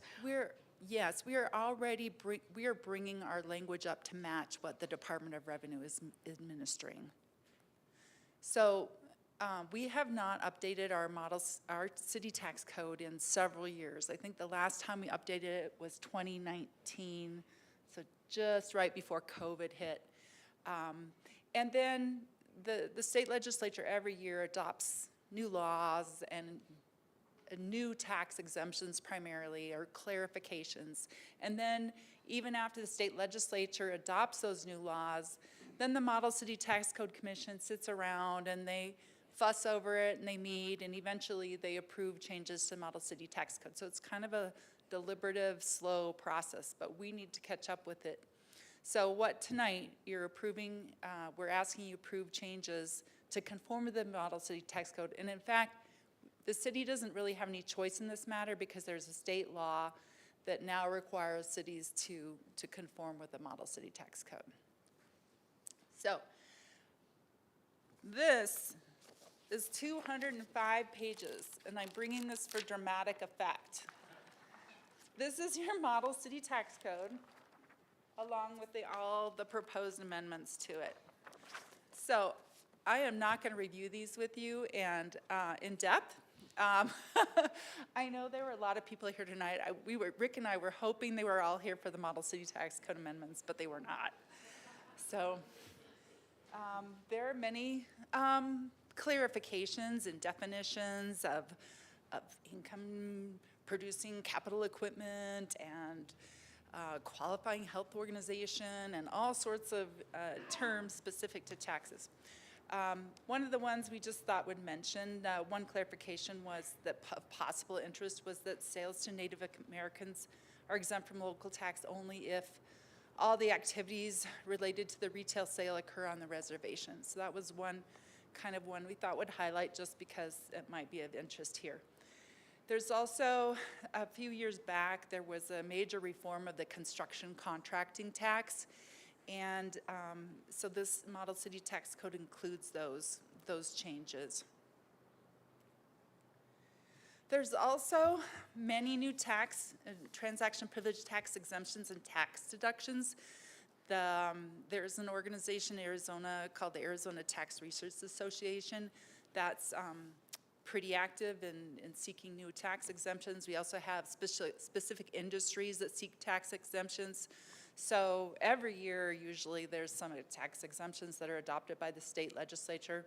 So here, just to highlight a few, are like computer data centers, tax exemptions that benefit computer data centers, livestock and poultry, agriculture. There was one that for forestry wood products that's expiring this year, coal, natural gas vehicle, pro baseball and golf, rental of real property, recycling of landfill waste, and construction. There's also ones that exemptions to assist educations, like software sold to test student learning.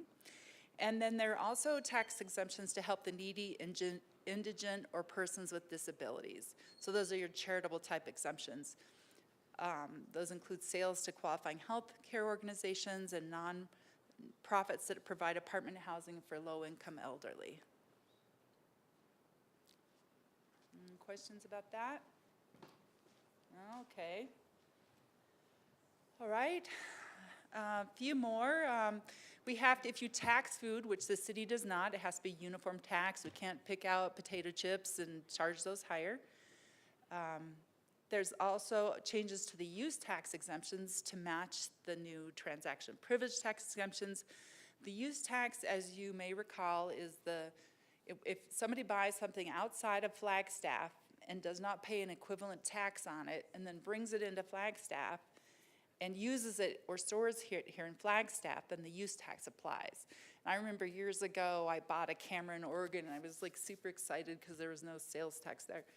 And but then I brought it back, and I should have paid sales tax on it. But that would have been the use tax. But most commonly is when somebody buys a car outside of Flagstaff and doesn't pay the same tax. So then if they bring it back into Flagstaff, they would need to pay the use tax. And it's really, yeah. So, and then there's a couple of new use tax specific exemptions, like if you travel to Canada and you buy something for $200, you don't have to pay use tax on it if it's for personal use, but as we all know, we all have to pay tariffs now. Just kidding. There's also changes for filing requirements for taxpayers. If your tax liability is less than $2,000, you can file annually. If your liability is between $2,000 and $8,000, you can file quarterly. Otherwise, if you're a business, you need to pay the tax monthly. And finally, the new model city tax code changes mention that all taxpayers have this taxpayer bill of rights, which is in state law. That's a whole litany of rights dating back to 1986 that apply to all interactions with the Department of Revenue. And since the Department of Revenue has been administering our taxes since, I believe, January 2017, taxpayers have the rights of all these Bill of Rights. There's a taxpayer assistance office for questions about the 205 pages. I just also thought I'd mention that the Department of Revenue will abate taxes and penalties if your failure to pay taxes is due to reasonable cause and not willful neglect. This is not a new thing, but I just thought I'd bring it out. Sometimes people are afraid to pay their taxes and then they don't, and then it becomes more of a problem. But if you have reasonable cause, it's not willful neglect, there is that opportunity to ask the Department of Revenue to abate taxes and penalties. I think that's it for me, yeah.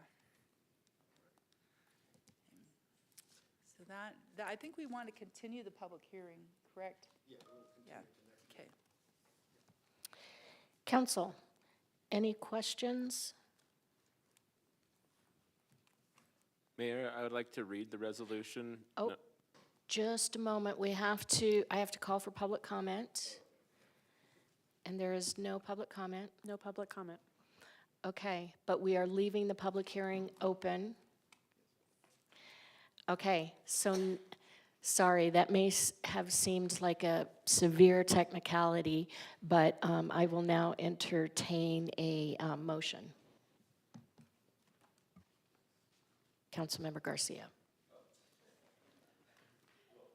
After thinking about it, I'm just joking. I would like to read resolution number 2025-25 by title only for the first time. I'll second. Any discussion? All those in favor? Aye. Aye. Any opposed? City Clerk? A resolution of the City Council of the City of Flagstaff declaring that certain document known as 2025 City Tax Code Amendments as a public record and providing for an effective date. And a motion to read 2025-11? So moved. I'll second. Any discussion? All those in favor? Aye. Aye. City Clerk? An ordinance of the City Council of the City of Flagstaff, Arizona, amending the Flagstaff City Code Title III Business Regulations by adopting the 2025 City Tax Code Amendments as set forth in that public record on file with the city clerk relating to codification of voter-approved sales tax rates and model city tax code updates, and increasing the use tax rate to match sales tax rates, providing for repeal of conflicting ordinances, severability, clerical corrections, and establishing an effective date. Thank you.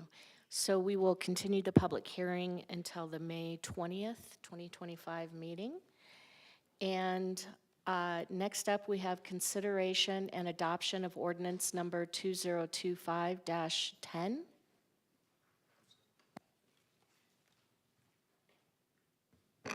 Mayor, this one, if you could open the public hearing for as well. I'd like to open the public hearing for for ordinance number 2025-10.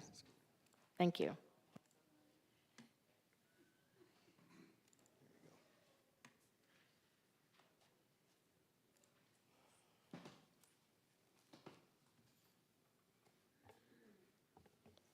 Good evening, Mayor, Vice Mayor, Council, and Flagstaff community members. I'm Danae Pressler with the Sustainability Office, and I'll be sharing the proposed electric vehicle charging fees for public use of city-owned charging stations. I'd like to thank Management Services, City Attorney's Office, our host sites for the charging stations, and my colleagues in Sustainability for helping to develop these proposed fees. Throughout this presentation, you may hear me refer to electric vehicles as EVs for short. As a quick recap, the city currently provides free electric vehicle charging to the public at 18 stations across 4 city facilities. This is at City Hall, the Visitor Center, the Aquaplex, and the airport. These stations were installed for free in partnership with APS through the Take Charge Arizona program. The city pays for the electricity, and we pay the electric vehicle charging company for annual fees to keep these stations operational. As demand has grown, and the electricity rates have increased, the city now spends over $60,000 annually to provide EV charging to the public. Last year, the City Council advised implementing a fee for public use of charging stations to recover these costs while also encouraging vehicles to be moved once they're fully charged. Staff presented the proposed fee structure at the City Council budget retreat in February of this year and posted a formal 60-day public notice. Staff is recommending a 2-part fee structure that you see on the screen here.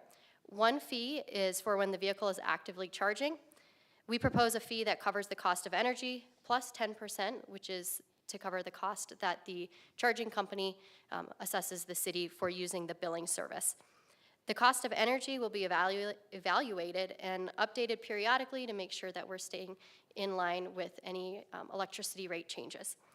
With our current rates, this comes to 39 cents per kilowatt hour. And this is well in line with the market for government-hosted level 2 charging at city sites. The second fee kicks in if the vehicle stays at the station after it's been fully charged, or in the case of the airport, once that posted time limit of 3 hours has been exceeded. And we call this the idling fee. This idling fee will kick in to encourage the driver to move their vehicle so that it can be used by another driver. It is helpful to know that drivers are notified through the charging station app when their vehicle is nearing a full charge. We're proposing an idling fee that varies by location, and this is just due to the different levels of parking demand that we have across the city, as well as different uses. The fee is slightly different than what you saw in February, as we discovered that that interval fee of 15 minutes and 1 hour was causing some confusion. And so instead, you'll see a per minute fee. For City Hall, Visitor Center, and any future downtown locations, the fee is recommended to be set at 7 cents per minute, and this would equal $1.05 per hour, or excuse me, $1.05 per that 15 minutes, or a total of $4.20 over the course of an hour. The same fee would apply for the airport, but that idling fee would kick in at that 3-hour time limit, regardless of whether the vehicle is fully charged or not. And we would set a maximum fee to the airport of $100. The idling fee for the Aquaplex shall be set to 4 cents per minute if approved, and that would equal out to $2.40 per hour. And that is due to the nature of the use at the Aquaplex, and also because we want to support those Aquaplex members. This type of fee structure ensures that the cost of electricity is recovered, and that's our largest expense for providing the service. And it also motivates that good charging etiquette that we discussed previously in past council meetings. We know with our data right now, approximately 25% of the time that a vehicle is parked at one of our charging stations, it is fully charged and effectively blocking that space from somebody else using it. And so that idling fee will not only help us recover or encourage that behavior, but it will help us recover the maintenance and operational costs for the charging stations. This slide just illustrates an example of what this would mean for our city and our customers. Starting with the city on the left-hand side, we are projecting the city will expend up to $68,000 this coming fiscal year to provide this service. And if we implement the proposed fee structure, we estimate that the city would be able to recover between $47,000 and $85,000. There's a big gap in that because we don't know exactly what idling behavior will look like once we implement a fee. We know it's likely to go down some from what we see today. That's the reason that we would implement it, but it's likely never going to reach zero. And so I anticipate that we're going to fall somewhere between that, which will put us really close to that full cost recovery that we're aiming for. We are going to closely track these expenses and these revenues, and we can make adjustments if needed. What about future years? In terms of the cost? In terms of the cost and then the projected cost saving. Yeah, Mayor, Vice Mayor, Councilmember Aslan, it will be interesting to see what the impact is of charging a fee. Our stations are heavily used right now, and we are nearing full capacity at some of our charging stations, the primary being City Hall. And so we would likely, if the demand continues, we're looking at that 68,000 continuing to increase over time as electricity rates increase. Did that answer that? Well, I'm really just asking, like, over time, is the gap between what the revenue comes in gonna grow over the costs? Our hope is that we hit the sweet spot where we're able to get the idling fees to cover those maintenance and operational fees, and then that'll mean full cost recovery. There's some potential that we could generate more revenue if there's still a heavy amount of that idling. If people are overstaying at the stations, they're paying in for that, and so it could go the other way too, but we don't know yet. On the right-hand side of the screen, you see just a case study of what this would mean to a customer. This is just one example. You can imagine that somebody is charging their vehicle at the City Hall or Visitor Center somewhere downtown here. They're enjoying the shops and restaurants around, and if their vehicle is plugged in for 5 hours, in this use case, they're actively charging for that first 4 hours, they're gonna only pay for the energy plus that 10%. and they would be paying $10.14 for those 4 hours. If they're having a good time and they decide to overstay for an extra hour, then they'll be paying that idling fee, and that'll come in at $4.20. So over that day in Flagstaff, that 5 hours that they're at the station, they'd be paying $14.34. And that 4 hours of charging would give them about 100 miles of range. More broadly, this fee, this 39 cents per kilowatt hours, averages out to gasoline, or comparable to gasoline at $2.75 a gallon. So it would be still cheaper to drive an EV than a gas vehicle using our public chargers, but it would be more expensive than somebody's at-home charging.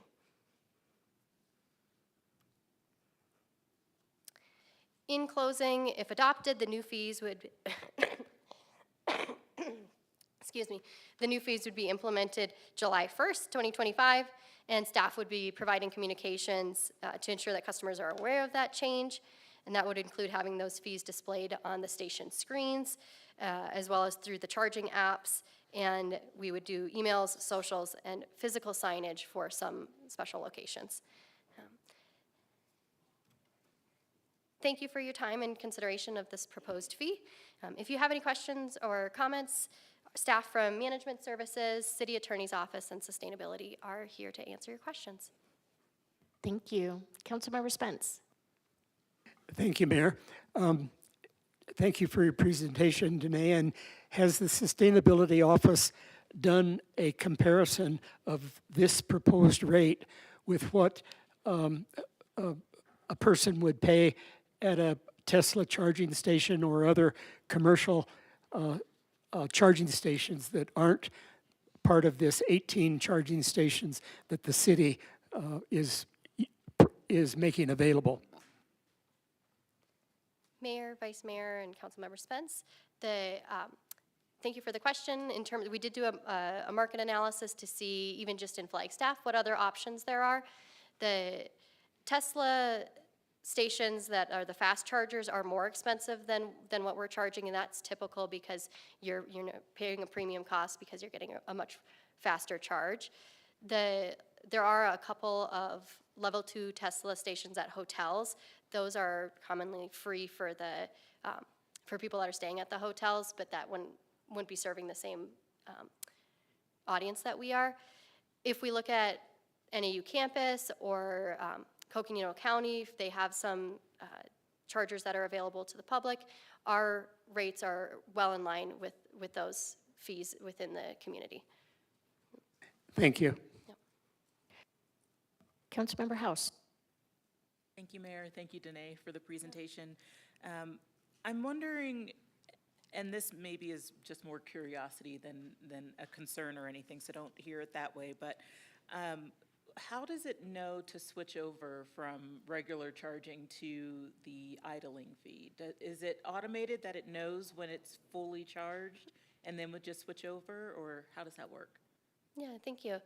Mayor, Vice Mayor, Councilmember House, the way that the charging station works is it's through the ChargePoint dashboard, and so we set that up on the back end, and it knows as soon as it stops delivering energy to a vehicle, that's when it switches to the secondary price, which would be that idling fee. So it does it automatically, which is really nice for us. Any additional questions? And we have no public comment? So I'm going to close this public hearing. Mayor? Yes? Oh, yes, please. Mayor, I move that we read ordinance number 2025-10 by title only for the first time. I'll second. Any discussion? All those in favor? Aye. Aye. Any opposed? City Clerk? An ordinance of the City Council of the City of Flagstaff amending the Flagstaff City Code Title 7 Health and Sanitation, Chapter 4 Municipal Solid Waste Collection Service, Section 07-04-001-0010, fees to add a new fee for public use of city-owned electric vehicle charging stations. providing for penalties, repeal of conflicting ordinances, severability, providing for clerical corrections, and establishing an effective date. Thank you, everyone. All right, we are moving down to our regular agenda item 11A, which is going to be my favorite part of the evening. Great. Good evening, Mayor and Council. My name is Robert Wallace. I'm with the Open Space section, and I'm joined this evening with Karen Mellis-Clark, who is here to speak on behalf of the Friends of Jack Welch. This is regarding a citizen's proposal to honor Jack Welch's memory with the naming of the Rio de Flag Bridge located at Picture Canyon Natural and Cultural Preserve, the Jack Welch Memorial Bridge. This idea was introduced to Council in October of 2024 as a fair item, a citizen's petition titled Jack Welch Memorial Bridge at Picture Canyon, and there was Council support to advance the item for a future agenda discussion. Therefore, staff have been partnering with the Friends of Jack Welch to determine the details for naming the bridge at Picture Canyon after Jack Welch. I want to introduce Karen Mellis-Clark, who will be sharing a short presentation this evening with the Council on the topic, and then requesting support to move forward with the naming initiative.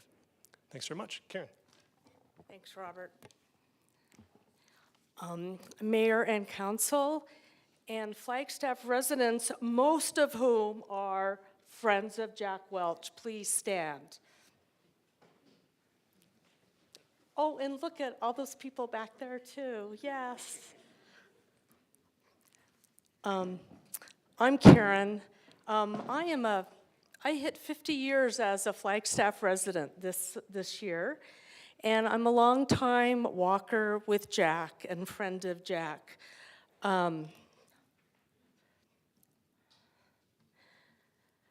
Jack really contributed to this community, and we would like to remember him in some very meaningful way.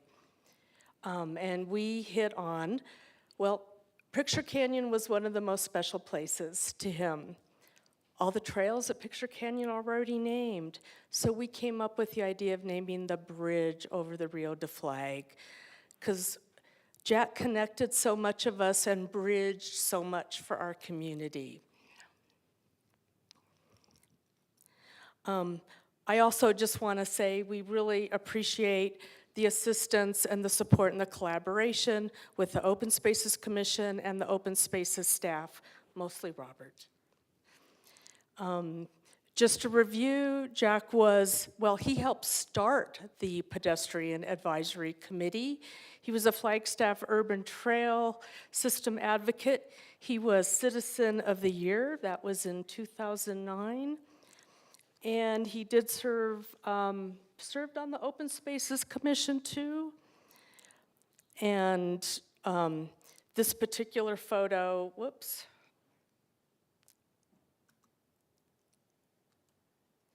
That is at Picture Canyon, that group photo. Okay, and he was, again, more of what Jack did, an original member of the Picture Canyon Working Group, really mobilized the community to advocate for the preservation of Picture Canyon. Most of us, I think our first visit to Picture Canyon was on one of Jack's walks, and we became aware of how special that place was and really appreciated when it came under city management. He was actively engaged in community education and outreach. Part of that was being part of the Picture Canyon Education Committee, and he really was a devoted steward of Picture Canyon. Just so we know where we're talking about, on the left, that's the area map of Picture Canyon, and there's where the bridge is over the Rio de Flag. And that's the bridge. Our group was before you in October with a petition. Turns out the process to do this is with a citizen's petition. Council accepted that petition, referred it over to the Open Spaces Commission. We've been working with the commission and with the staff at Open Space. So now we were back here for your final blessing.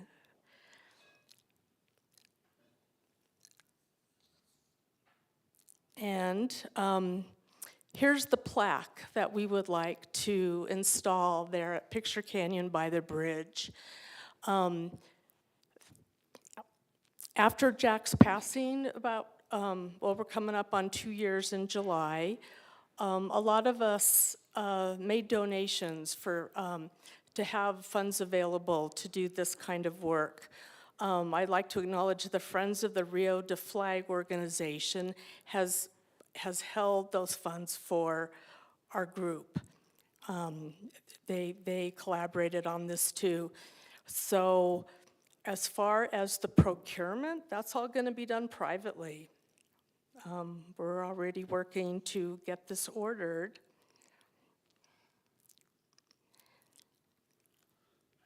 So Jack's legacy will live on to everybody who pictures and walks through Picture Canyon, sees a lot of the improvements there, the new trail realignment.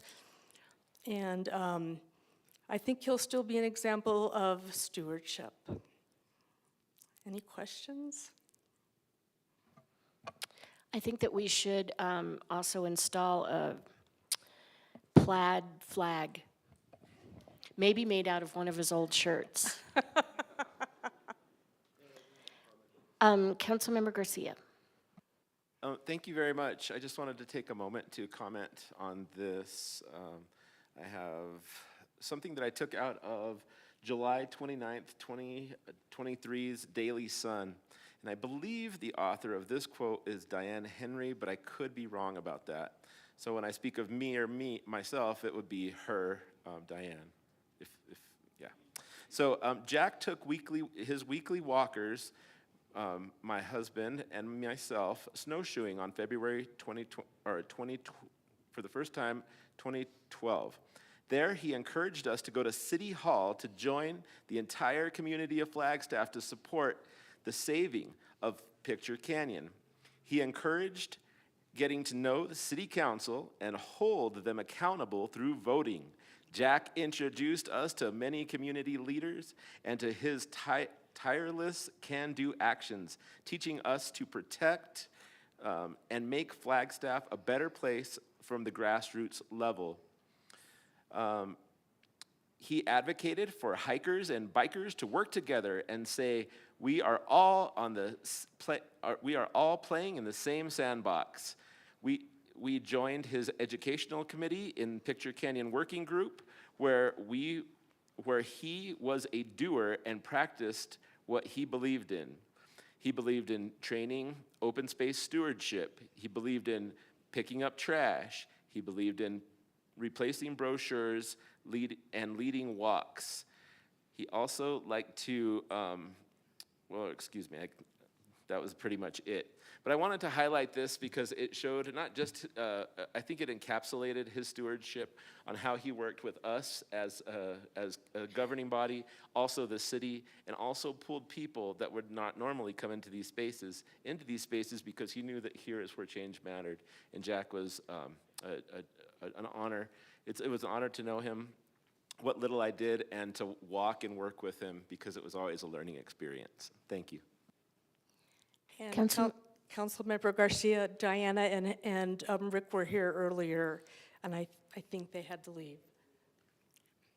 Councilmember House.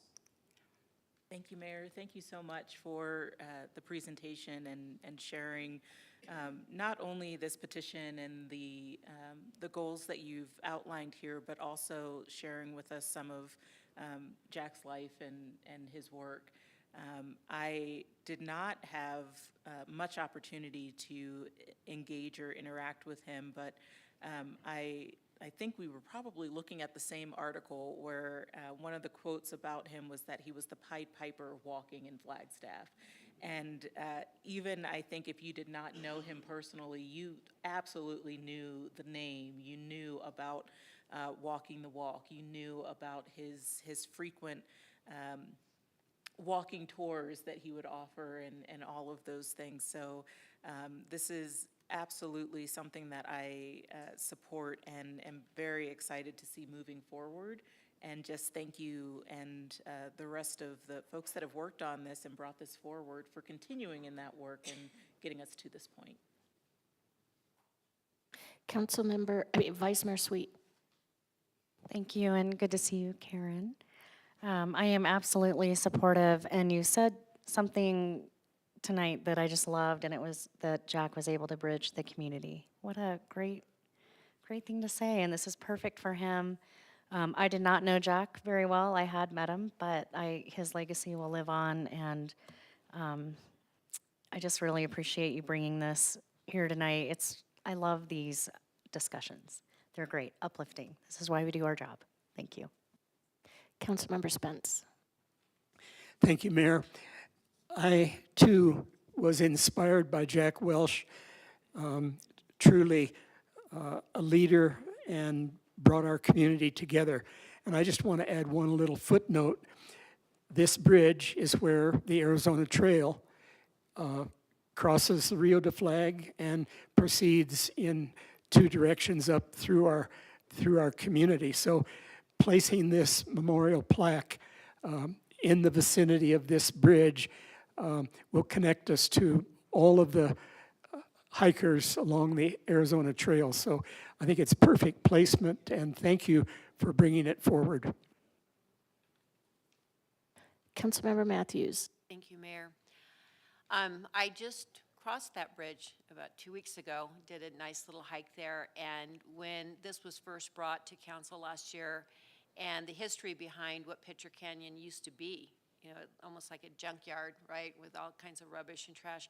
It was just unbelievable to me, never seeing that and taking one of my favorite hikes through there to even try to imagine it not being what it is today. So it's a real honor, obviously, to all of us to move this forward, and very appropriate, so thank you. I'll just add that I still remember Jack's phone number, and I don't know anyone's phone number. Like, I wouldn't know a relative's phone number now with cell phones. But it is an honor to sit on the council that can approve this, and I'm really grateful to everyone for your work on making this happen. And if something happens and you end up not having enough money, I know that you will reach out to the community, and we'll make sure that you have everything that you need to do this. All right, so I am looking for a motion to read the resolution. Mayor, I move to read resolution number 2025-20 by title only. I'll second. Any discussion? All those in favor? Aye. Aye. Any opposed? City Clerk? A resolution of the Flagstaff City Council naming the Rio de Flag Bridge at the Picture Canyon Natural and Cultural Preserve the Jack Welch Memorial Bridge. And a motion to adopt? So moved. I'll second. Any discussion? All those in favor? Aye. Aye. All right, thank you so much.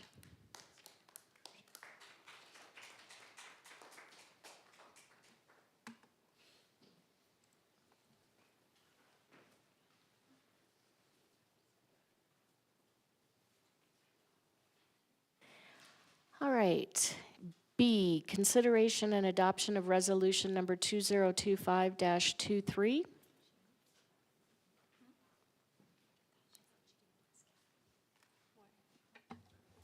Mayor? I've already forgotten what happened at the beginning of the meeting. So, yes, last cap, code concepts, report follow-up. That explains the look on everyone's face as they started coming down here. We were really happy to support this other item, too.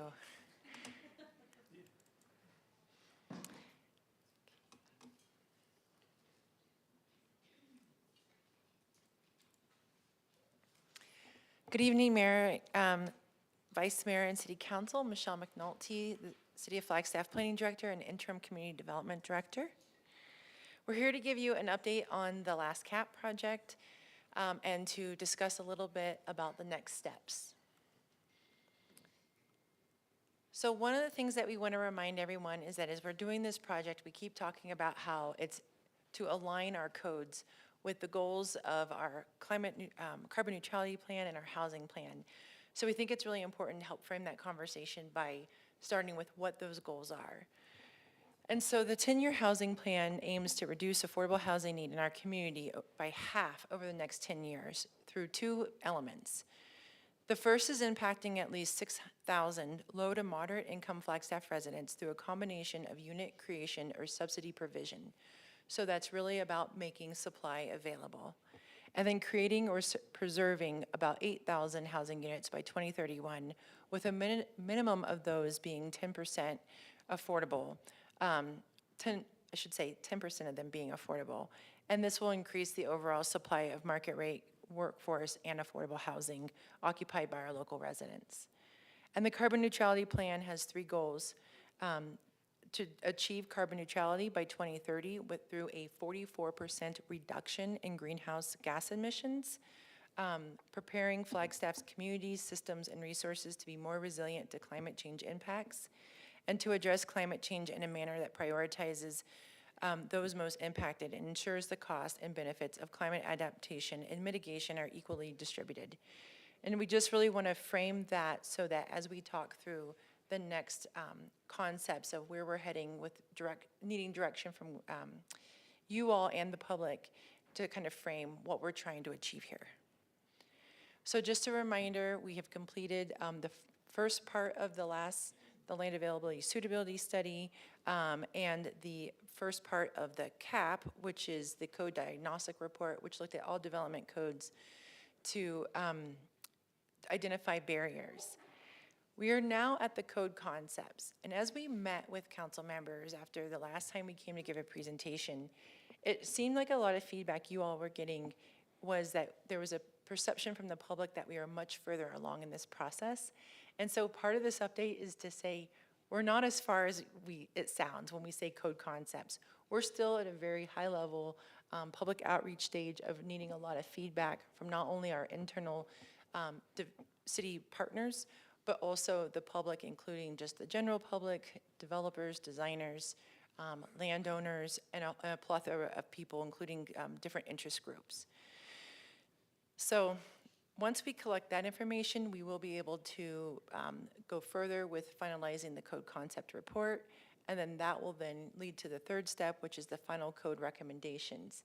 Just a reminder that that final report does not change code, then that's where the work begins, and we really need to start doing the code amendments. So we're kind of going slow to go fast, have the big conversations now, get direction of where the community wants to go, so that we can bring code to you that we can move. Also, another reminder, it doesn't mean that we're not updating code in the meantime. I think you see Tiffany Antal up here enough to know that we are constantly trying to make improvements to our zoning code for common sense changes that we need to make in the interim while we're doing this larger study.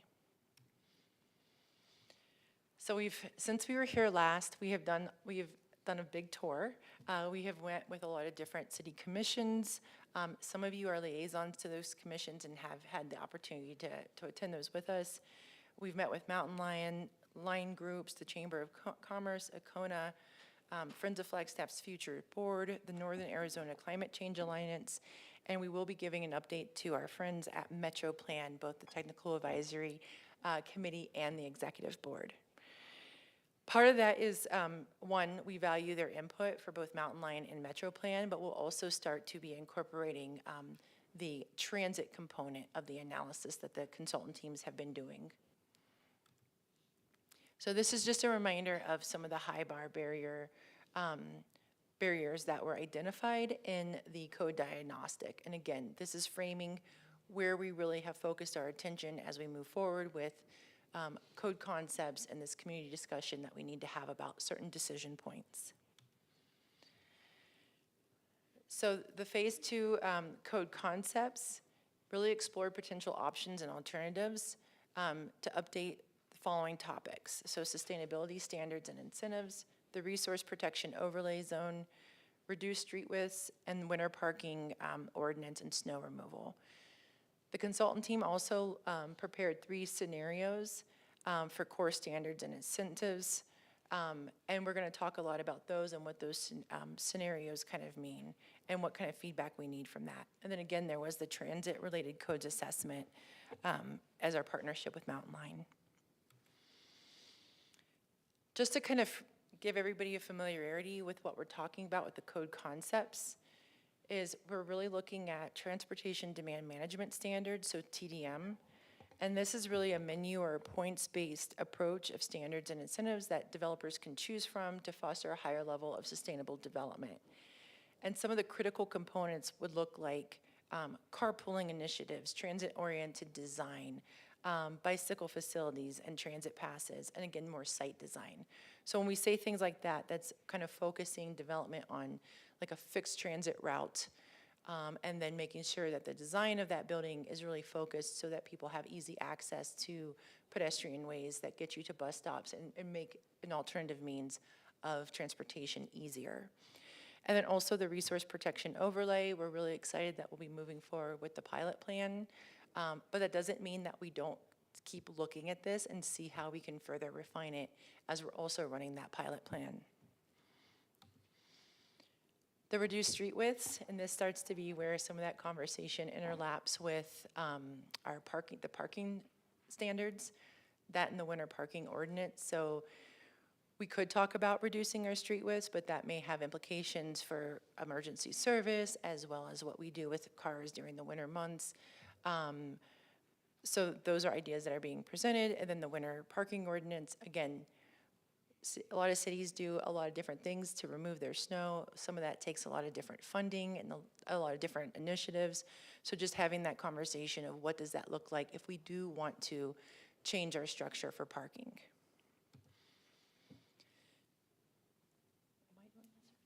Okay, and now you've heard enough from me, and so I'm going to turn it over to Jen Michelson, who's going to talk about the different scenarios. Thanks.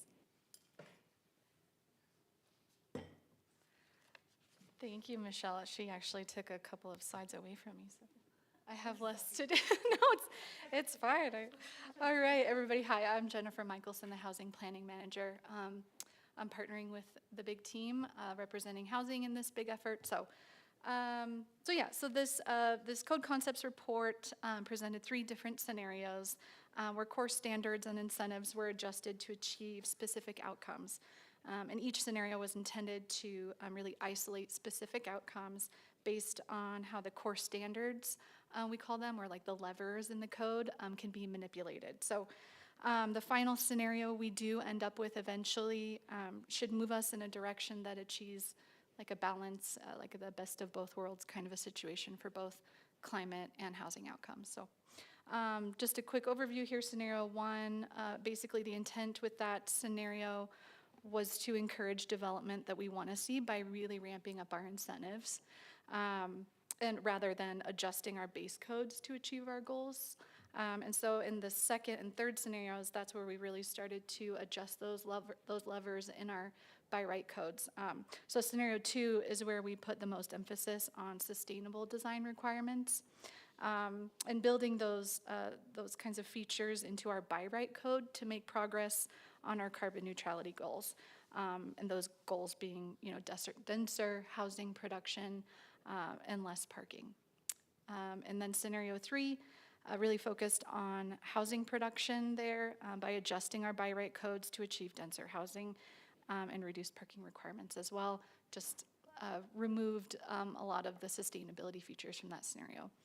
And the next 3 slides, I can be really fast. They really just break down, they're like little tables breaking down some of the highlights about what was adjusted in each of these scenarios. A little bit technical. And there's no need to go fast, because I think that this is one of the most important pieces of this. All right, okay. Well, then I'm glad you guys have these slides to refer back to, because as you're wondering and studying the contents of this very dense report. But essentially, this table for scenario 1 tells us that essentially nothing would be changed or dramatically altered in our base code other than the zoning code changes we're already making through things that we have to do through state mandates and that kind of, Tiffany's projects that she's already working on to improve our code. So again, yeah, the emphasis here is really ramping up our incentives, both sustainable and affordable incentives. And only those incentive programs would see major increases to density and major reductions in parking requirements to achieve the goals we've set out for ourselves. So these changes are pretty uniform, and they would be applicable to both housing and sustainable design incentives. In our second scenario, this summary table shows us that by introducing all of these changes in this center column here, changes to our by right core standards will improve our carbon neutrality outcomes through smaller, denser housing units and more multimodal developments. So some of the key changes here were introducing a menu of sustainable design standards for developers to choose from. That would be brand new for us. It's a very valuable tool, really impactful. There would also be, of course, substantial increases to maximum densities in our by right in all zones, and substantial decreases to parking standards. The consultants also introduced a recommendation to incorporate single-use residential in commercial zones, something we're already looking into with Tiffany. We're already doing work on that there. And the unique thing here with this scenario was they introduced floor area ratio caps in more zones than we currently offer. And what that essentially does, in the simplest way I can describe, we can get into more later, but what floor area ratios do is they encourage and allow for smaller unit types, which can translate to more affordability. And we would see that in market rate units, affordable, kind of across the whole housing spectrum. The goal is to get to that diversity of housing types, and FAR helps us constrain the size. Go ahead. Jen, just two questions just for clarity. When it says a bullet point increase max density to 8 to 80 units per acre, by hitting the 10. So does that mean that's required, or that's just allows a developer to increase by right the amount of units per acre, or will that be a minimum required?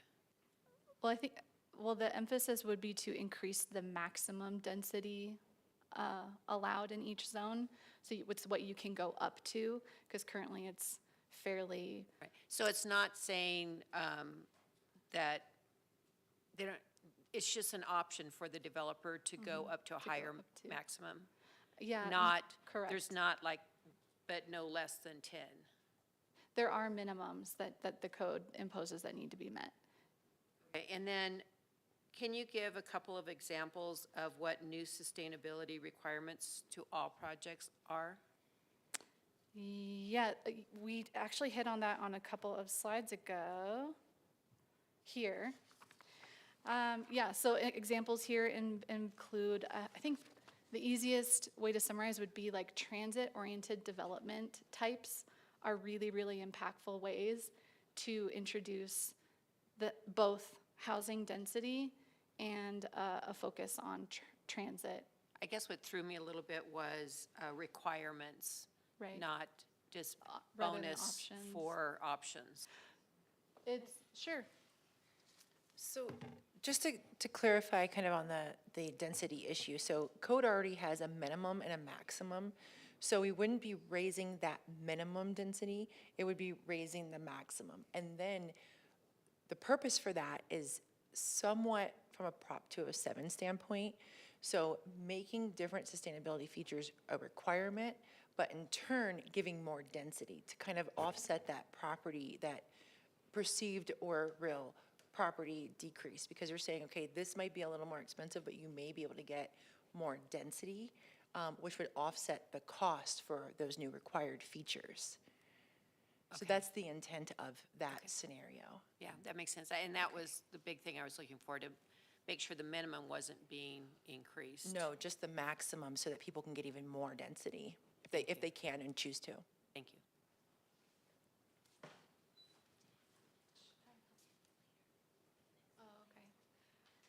Genevieve has more details on the menu of sustainability options. There's a lot of, it's a really cool, you can kind of go down a rabbit hole with all the options. And I think that's part of the appeal, is that it's options for the developer to choose from what makes sense for their project. So we can get more into that. So I think I was on scenario 2. And so yes, so we have the FAR caps introduced in scenario 2, which was a really interesting, kind of eye-opening recommendation from the consultants for us to consider in our codes, because currently FARs are only in our commercial zones. And so for the incentives, there would be smaller increases to the density bonus and a large decrease in minimum parking for projects that use the incentives. So kind of scaling back those incentives. They're still trying to make them effective, but it's a balance between what's being required by codes by right and what features we're asking for in exchange for these incentives. So scenario 3, the scenario 3 changes to the by right core standards were relatively pared down compared to scenario 2. They really just wanted to emphasize and isolate what happens when we increase density allowances and maximize the parking reductions to result in maximum housing production. That was the focus here with scenario 3.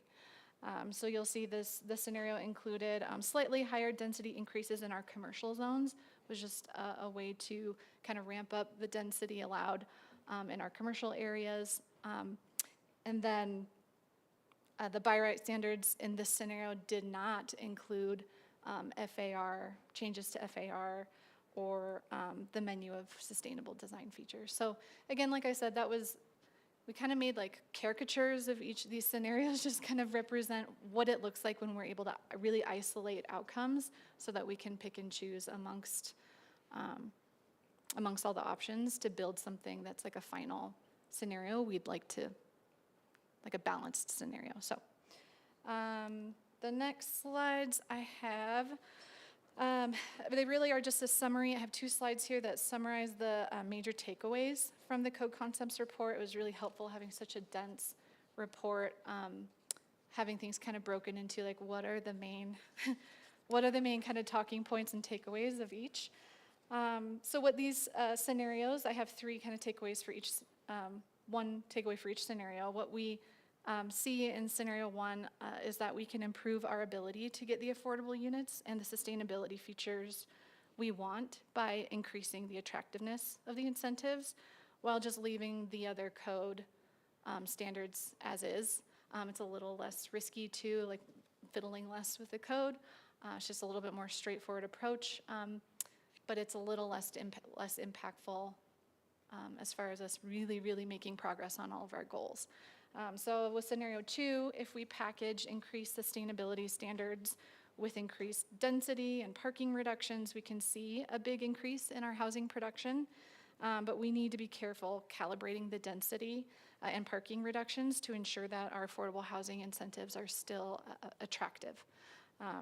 And with scenario 3, the takeaway was we're again using increased density and parking reductions to achieve those maximum housing numbers, but no enhanced sustainability requirements were included, and therefore fewer carbon neutrality outcomes could be achieved. And then just in general for some takeaways for this Code Concepts report, to kind of hammer in here, this report just shows us, unsurprisingly, it's expensive to develop in Flagstaff, as we all know. And across all scenarios, parking reductions are really critical to the market feasibility of higher density housing. And so that was really helpful, and a lot of those in the report included some really interesting investment rate of return modeling that we usually don't have access to. So in the back of that report, it was really interesting to see what motivates developers to pursue one path over another. So Parking was really kind of eye-opening in that aspect. So number 3, if the city desires to concentrate density in areas where households are likely to drive less, then they recommend targeted rezoning or a new overlay zone or other proximity-based code regulations would be more effective than applying kind of general standards across all zones, treating every place equally. And if our goal is to broadly increase density throughout our community, then updating the core development standards can get us there. Those are those levers we're talking about. And the increase in housing production under scenario 1 was highly dependent on increased use of the incentive programs, which isn't surprising because that was the emphasis of ramping up all those incentives. So the last slide I have here is we had this spring, I think we saw you guys in February, and shortly after we finalized the transit-related code analysis, and that document is really helpful. It was kind of like a nice straightforward set of recommendations they provided. They didn't do the same sort of kind of complicated modeling and whatnot, but they had very helpful prescriptive and actionable recommendations for us among these major categories here. So, there was a lot of emphasis on how are we, recommendations for how we can orient our buildings and our development toward transit and our bus stations, and how to integrate those kind of two uses, physically on a site. They focused a lot on how to achieve kind of focus on our corridors to attain a lot of that density and make use of our existing bus lines. There were interesting takeaways about better integrating Mountain Line's planning documents with our city codes and plans. So they had some great recommendations there. Other recommendations were related to just funding and the cost, how to fund and implement transit improvements in our capital projects. So I think that is it for me. I think Genevieve is going to take over. Good afternoon, Mayor, Council. Genevieve Pear-Three with the Flagstaff Sustainability Office. So before I go into a set of questions or decision points, I want to preface that you don't have to answer these tonight. The idea is to kind of give you a heads up. Yeah, I could hear that going earlier. To kind of give you a heads up that we are going to need feedback on these questions. We are going to have a larger community conversation in the middle of June. And around that time is when we're going to need to get concrete on where we're going. Because just to recap what Michelle and Jen talked about, this is a really big project. I know we go a lot into the details and the nuts and bolts because we have to, but it's really important. It has a really big impact on how we develop in the future, our transportation patterns, our housing, type of housing, density, et cetera. And so, so you don't have to answer this tonight, but we will come back in the middle of June with you to talk about these in more detail. We'll bring back more feedback that we've heard from other commissions and other groups, as well as city divisions. So we don't have all of that information for you tonight, and obviously we're in the middle of a regular meeting. This is going to take some time to discuss. But anyway, so one thing we're going to want to know is, looking at those scenarios, what elements of those different scenarios do we want to move forward with, right? Because we had options to move forward with enhancing our incentives, changing our base code, reducing parking, adding a menu of sustainability options that developers can choose from, things like that. So we're going to need to know what we're going to move forward with. And this slide is just looking at kind of very high level, based on key outcomes from the 10-year housing plan and the carbon neutrality plan, how each scenario performs against those key outcomes. So scenario 2 performs the highest against both housing and climate outcomes. But all scenarios have elements that we could move forward with and that could help us meet all of our housing and climate goals. So that's just one thing that we're going to want to get feedback. We're going to ask it in a little more detailed questions, most likely in that community conversation, but that's just something to be thinking about. Another thing is, if we're, for example, if we do increase density or if we make changes, should some zoning districts be treated differently than others? And that's also a very big question. So we'll go into that in more detail in June. Another one, density. So where and how should we increase density? So the report, and Michelle and Jennifer both talked about, we can increase density. The report does have that. in the different scenarios, but do we do it across the whole city? Do we focus on areas where people drive less? If we do that, we may need area-wide rezonings, overlay zones. So, once we have direction, we could figure out how to do it, but we're gonna have to figure out, do we increase density across, maximum density across all zones, or is it a little bit more targeted? Thinking about increasing density for all market rate housing and or just for affordable housing projects that serve a certain AMI or area median income. So these are all kind of big questions that we'll have to grapple with because again, they are nuts and bolts, but they're really important to Flagstaff's future development patterns.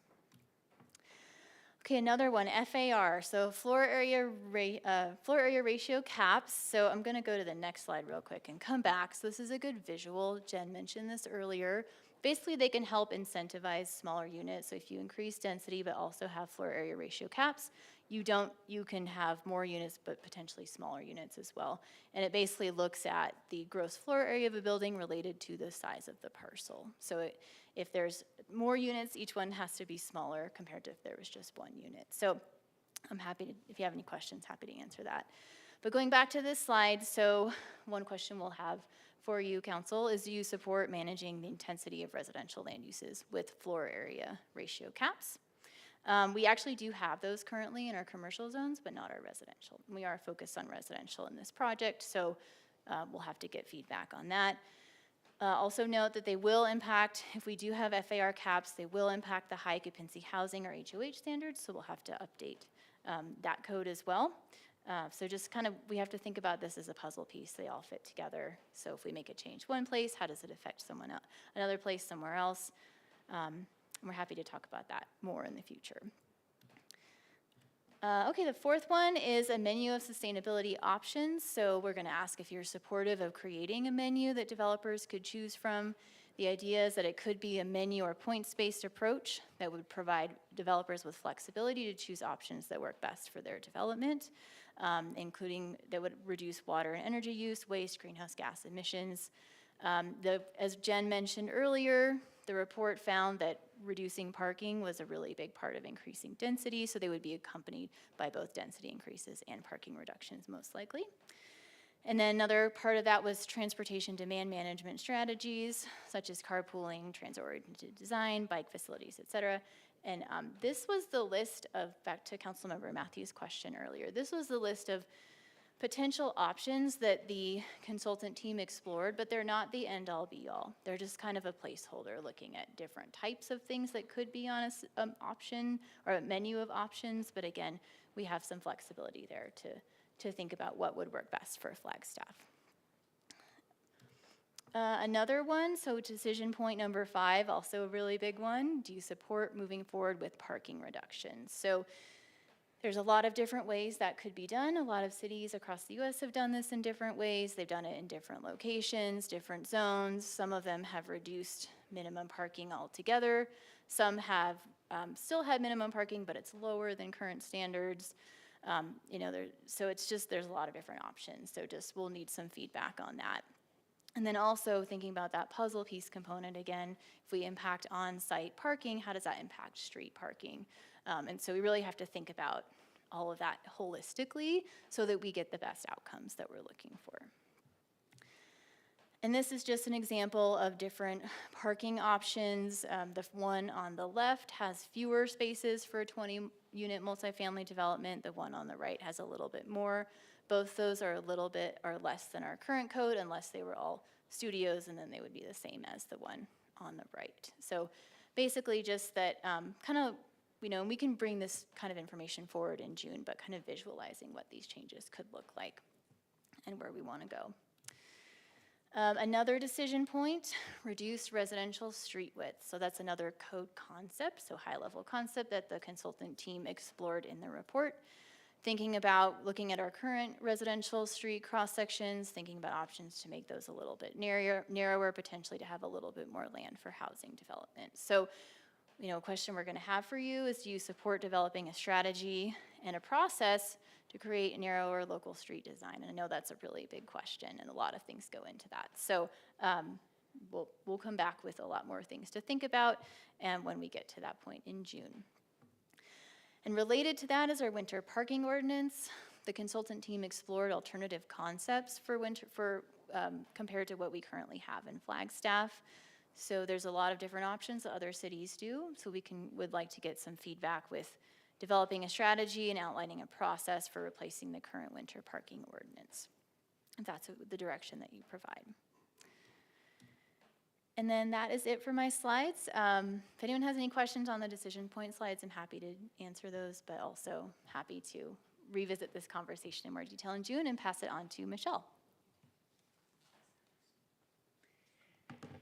Okay, so we mentioned that we went to a lot of different commissions and different groups since we were last here. And so continuing to do that, it was interesting, you know, we were hoping that we'd come back here and say, this is what we're hearing. This is the feedback that we're getting on these decision points. And what we found is it's a lot of information. It's a lot of information for everyone. So it felt like we were having really good conversations. It feels like there's a lot of gut feels about kind of where the community wants to go. It also feels like we have a community, whether you're visiting the Sustainability Commission or the Housing Commission, that understands that we have two very large missions that we're trying to accomplish. And they recognize that there is a lot that works together. And there also seems like there's a willingness to say, okay, we can give a little here to get here. And so that feels really good and positive. But we recognize that, again, it's a lot of information. So we also want to bring them back to the table after they've had a chance to digest it, hear some of these other larger conversations, and provide more of that feedback. So that will be something that we continue to do over the process. In addition to that, we've been meeting with all of the division heads, and we're also trying to understand from each division and what their mission is to do, and with their staffing and resources, when we talk about these decision points, what does that mean for them? And so part of what we want to do is, during this community conversation on June 13th, is have an opportunity for those division heads to also have that conversation with you all, so that everybody's getting the same information all at once. We want to really have that big community conversation so that, you know, I said in the beginning, kind of go slow to go fast. We want to make sure that we're getting the community feedback now on the things that we're going to be bringing back to council. But we also need to make sure that we're getting that general guidance to give to our consultants so they can finish this project. We also want to kind of just peel back the layers so we can grow as a community. We talk a lot about our different, values in our community, and we also want to make sure that none of this is seen as moving two things ahead at the cost of the rest of our community values, that this is how do we move housing and sustainability and still have parks and cleared rights of way and sidewalks. I mean, so it's about maintaining everything, and how do we do this, and what does that take to do it? And then also make sure that the participants have an understanding of everything that we're doing to move the needle. We've come to the council to do different presentations about moving the needle, this conversation with Last Cap, all of sustainability's updates, the housing update. There is a lot of work that is happening, and we're hoping to have a forum that we can kind of make sure that everybody's clear. It's not happening in silos. There's a lot of integration and a lot of collaboration that's happening as needed, and that we're not losing sight that, hey, we're making changes here in the zoning code, and we're also making changes in the building code. We really want to be tracking all of the changes that we're making so that we can also make sure that the things that we're changing, we have a way to measure, are they working, and how are they working, and how are they reducing the cost of living, or are they adding? So we just really want to make sure everybody's aware that there is a lot going into this, and it's very interconnected. And ideally, we will maybe have the opportunity to build trust between the development community, staff, the public. I mean, having transparent conversations can be really powerful. And so we're hoping that part of that community conversation on June 13th is a continuation and the start of those community conversations. And then again, just resolving those outstanding decision points. Then we'll move on to the formal code recommendations, and then we'll be back with code amendments for you all to adopt. Thanks. That's easy. So, and are you finished? Because we have some Yes, questions. sorry, Okay. thank you. And thank you all. That was the end of the presentation. Councilmember Spence. Thank you, Mayor. I found myself trying to answer the 7 questions or the 7 decision points as you went through your presentation, and I obviously haven't been able to give proper consideration to these questions, but just one sticks out to me. It was about question 4 or 5. Do we think that these changes should apply to all housing zones in the city or just to selected zones? And it seems to me if we could achieve these improvements applying to all zones, that would get us a better outcome. But is that possible to have these changes? For example, parking on just one side of the street, the even and the odd side of the street with even and odd months. Is it possible for us to have that kind of change apply citywide? Over. Fantastic question, and that's part of what we're trying to understand. I think some code changes can apply citywide. Others may have to be more intentional and thoughtful of, is one part of town ready for this or not? We've actually talked about that with parking. It was brought up, we have some neighborhoods that were designed maybe as single-family residence back in the, a long time ago, and now they are trending to being more filled with students, which means that there's a lot more people living in the houses that maybe weren't meant to have 4 or 5 cars parking there. So do we add to that congestion of car parking in a neighborhood that's already experiencing that?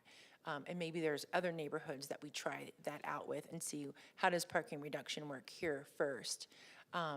So those are definitely questions we're also trying to understand, and that's why we need to bring our partners in to understand what does that look like from a maintenance standpoint. Thank you. Councilmember House.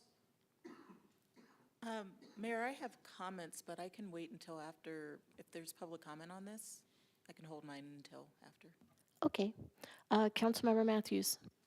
Thank you, Mayor. I too have some comments that I'll wait until public comments, but I did have a question, actually.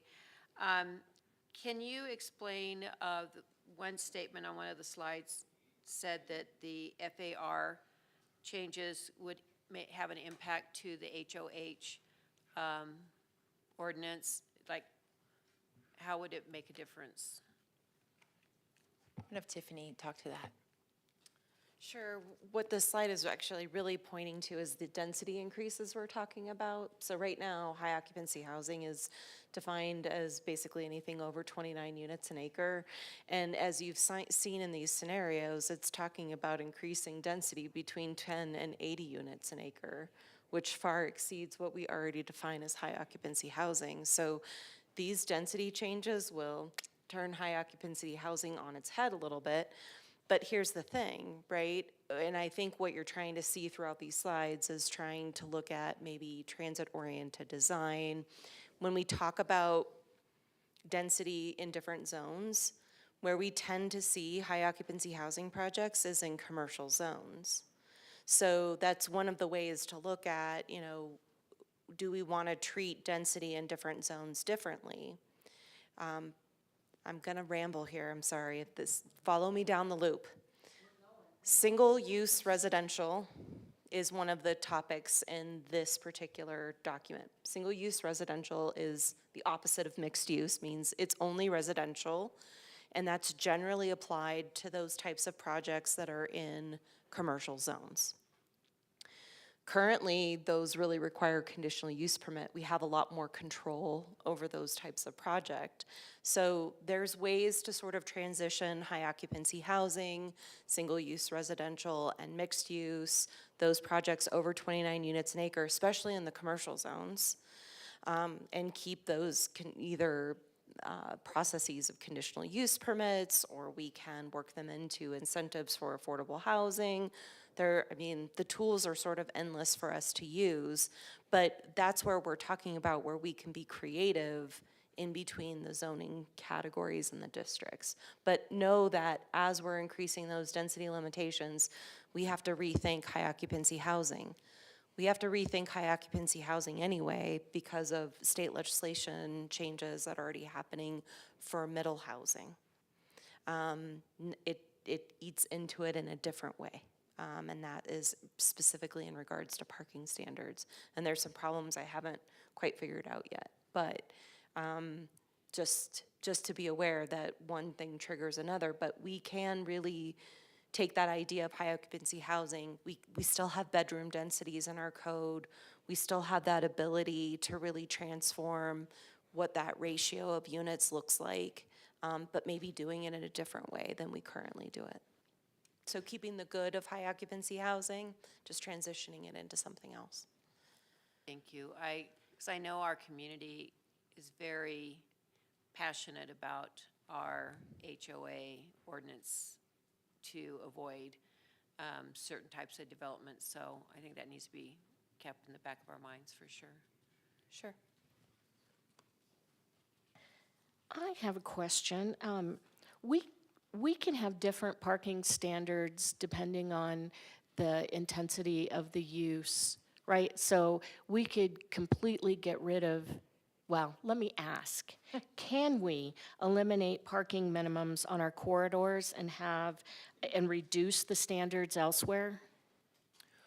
Yes, it does not have to be an all or nothing. I think there's different ways to do that. It might take overlays or other types of products, but there are ways that we can get to those types of solutions so that it's not a blanket approach to the whole city. Thank you. You're welcome. Any other questions? I'm going to take some public comment, and we still have time for additional questions or comments after. Tyler Denham.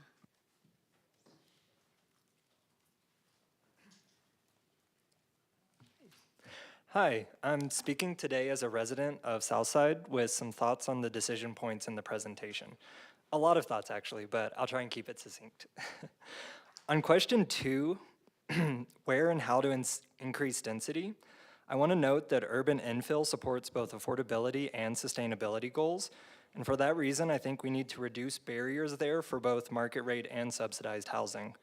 Conditioning urban infill on subsidized units is understandable, but pits affordability against sustainability. I think the best solution would involve a base increase in density across zones to allow middle housing, plus an additional increase in higher intensity zones, plus additional density for subsidized units and sustainability features. On question 3, the addition of FAR caps, I think it could work, especially if set up like Portland's graduated FAR that incentivizes missing middle over McMansions.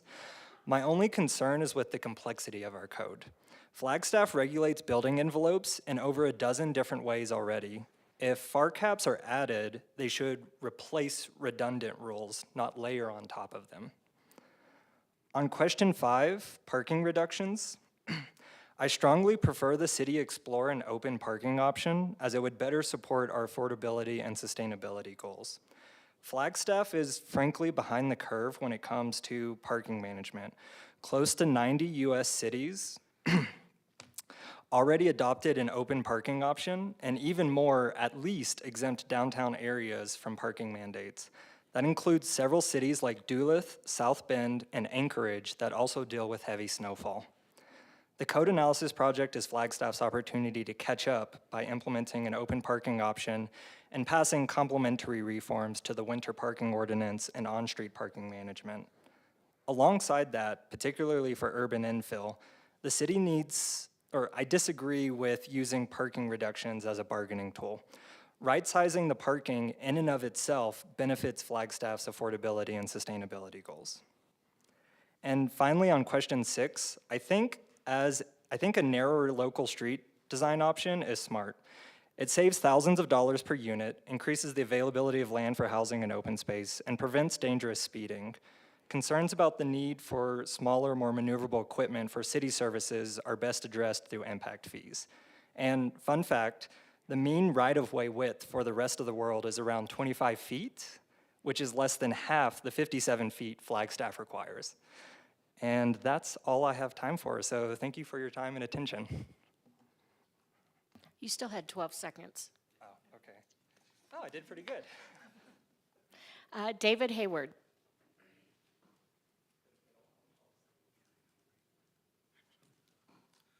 Good evening, everybody. I just want you to know I am squeezing in as many free kilowatts as possible in the parking lot right now, so before the price goes up. I'm not really here to talk about that. I'm here to talk about the last cap. So, I mean, first off, I want to say that the amount of progress that you know, city staff has made and the amount of progress that we've seen, I think, from this council on this particular issue is, you know, really impressive. It's heartening to see that the, you know, concerns of our community, and I think the concerns of some of the most vulnerable members of our community have been listened to, and we're trying to move in the right direction in addressing some of those. I would say I'd urge you guys to make the decision that I urged you to last time I was up here talking about this issues, that we make as much of these reforms as possible to be by right. As Tyler said, I think using, you know, something that we know that we need as a bargaining chip to get something else is not a recipe for success.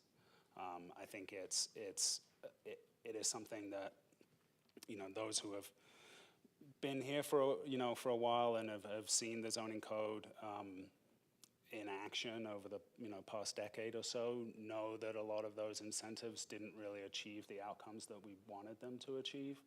You know, not that they were, you know, the people's hearts weren't in the right place, right? It's just that it's an extremely complicated issue, and trying to, you know, kind of, I think, manipulate the process into a certain goal through a complicated, you know, set of incentives like we're seeing is just not going to achieve the outcomes we want. What we know will achieve the outcomes that we want is saying that you can now build more in this place than you were previously able to, right? No questions asked. I think that's going to get us to where we want to be, and that's what I would, you know, that's what I would ask of you guys to push this process in that direction. So, thank you very much. Thank you. All right, I don't see any additional public comment, so I'm going to come back to Councilmember House for her comment. Thank you, Mayor. Thank you, team, for the presentation tonight. First thing I wanted to just reference outside of this conversation is there's a really interesting Earth Talk article in today's Daily Sun on social housing that I think contributes a little bit to this conversation, but it just talks about the way that social housing as opposed to other forms of housing is something of an answer to a lot of community needs. So I'd encourage folks to check that out when they get a chance. I also found myself trying to answer a lot of the questions as you were going through the presentation. And really where I focused in was on the question of where and how should we increase density. That is obviously a major question for me, and there was conversation that came up about this at the regional plan meeting that I'll kind of reiterate now, is just the importance to me as we're answering that sort of question to keep in mind some of the implications for historical impacts to communities, equity questions, and the risk of gentrification. So one of the things that comes to mind for me in this sort of conversation are the historical zoning codes that supported increased density in what were referred to as urban areas as compared to suburban areas, with less ease of development in suburban areas due to the implicit desire to keep out so-called undesirable populations. And so as we're looking at where we would increase density in our community and across our zoning code, I would just want us to be mindful of that we're not just looking at increasing density for now, but also looking at how the codes may have been likely, I would say, for Flagstaff unintentionally, but in some cases aligned with some of those historical factors that created those challenges across neighborhoods and across areas. What I would want to see is us avoiding concentrating density in areas that have historically borne density, which was something that came up during the regional plan meeting, without having equal attention to community resources and infrastructure that exists in those communities. I'd also want to ensure that development and the increase of density is done with equity in mind, and really would want to push for density through the enabling of missing middle housing across zones and across neighborhoods to ensure the most equitable approach to reaching our goals with both affordability or attainability and sustainability in mind. I think that's really a core concept, and I'm glad to see that it's becoming more central in the conversation at the state level and our local conversations about the impacts of missing middle housing, which, again, going back to the article in today's paper, I think also speaks into that concept of social housing as well. So just looking at those things are kind of the core focus of where I'm coming on all of these different questions.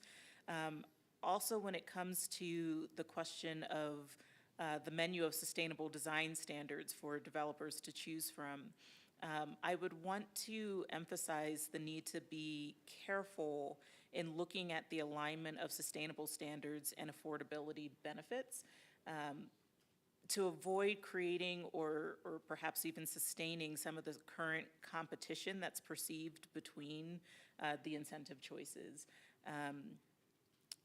And so that we're not suggesting an ongoing conflict between the question of affordability and sustainability, and noting that we can do both. It doesn't have to be either or, but it takes a lot of careful thought and consideration, which I know the whole team has already been putting into the conversation. So I'm kind of preaching to the choir there, but it is something that's really important to keep in mind.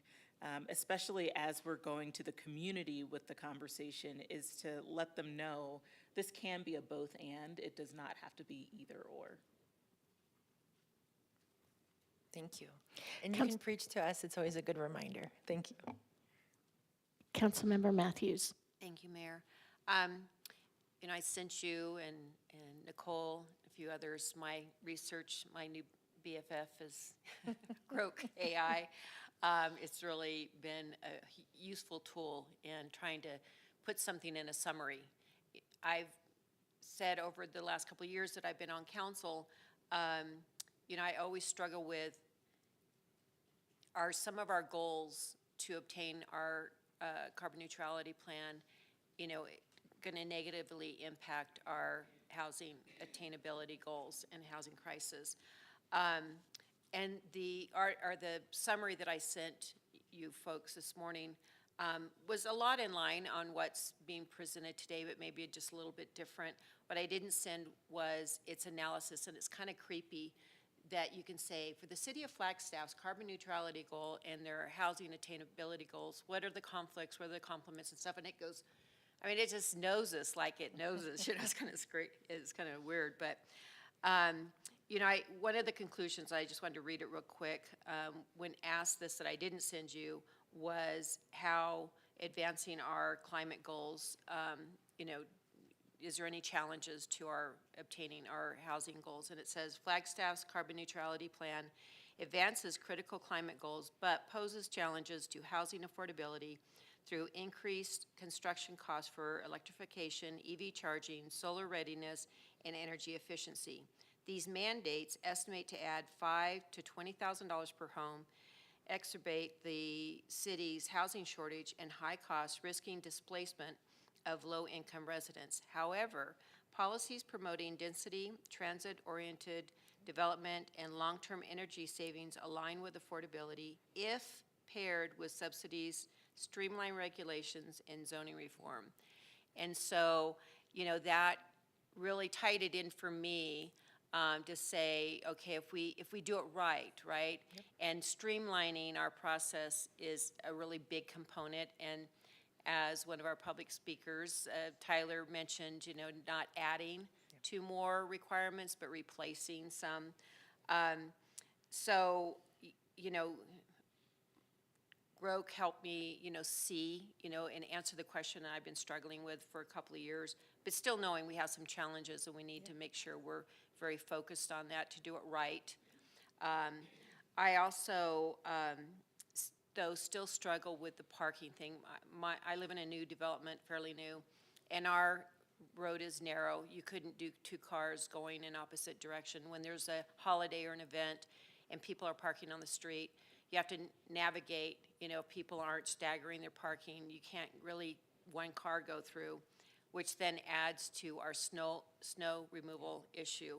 And it's funny, I've paid attention to, and Councilmember Spence said it today when we were talking about another project on how the limited parking is an issue. And I've heard that from members of the P&Z Commission. I've heard it from students on different topics, not thinking about that we're thinking about reducing parking, but complaining about it already in different scenarios. So I just wanted to say that in a public space, because narrowing the streets and reducing parking and having snow, I don't know, I can't see where we could actually obtain all of those.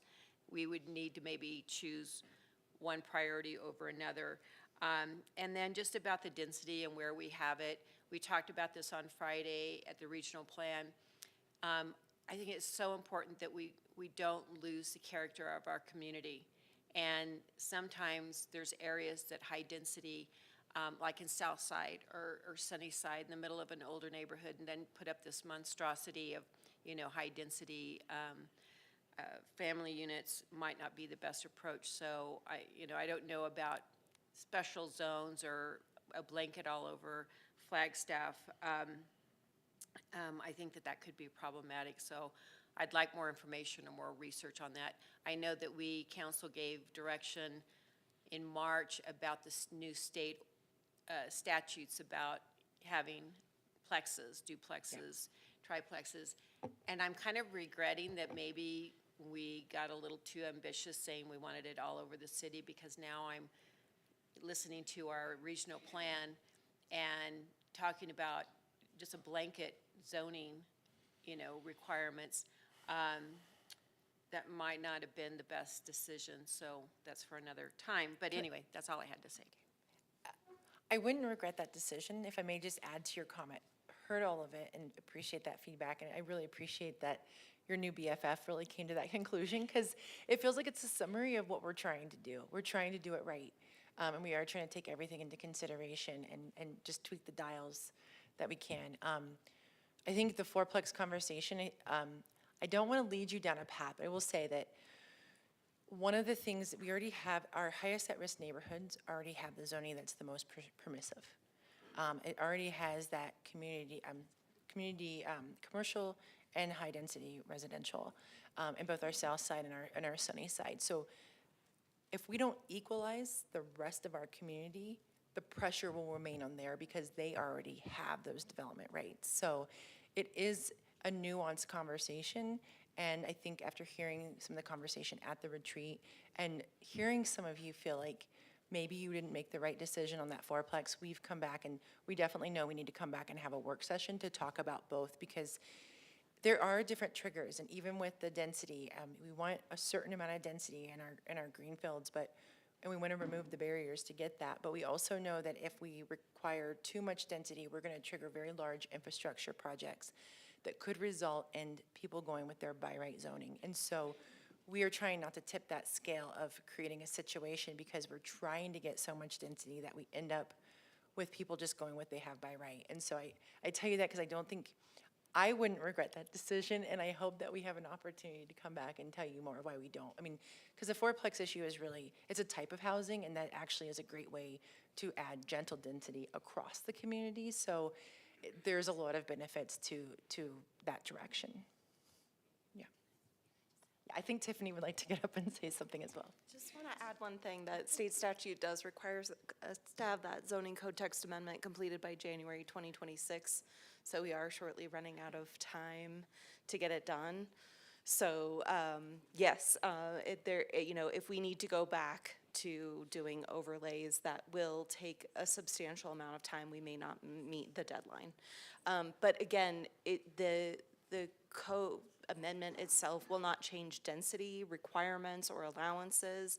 It's just allowing a building form type that isn't currently allowed in those zones. And it's not a requirement in any development that they use that building form.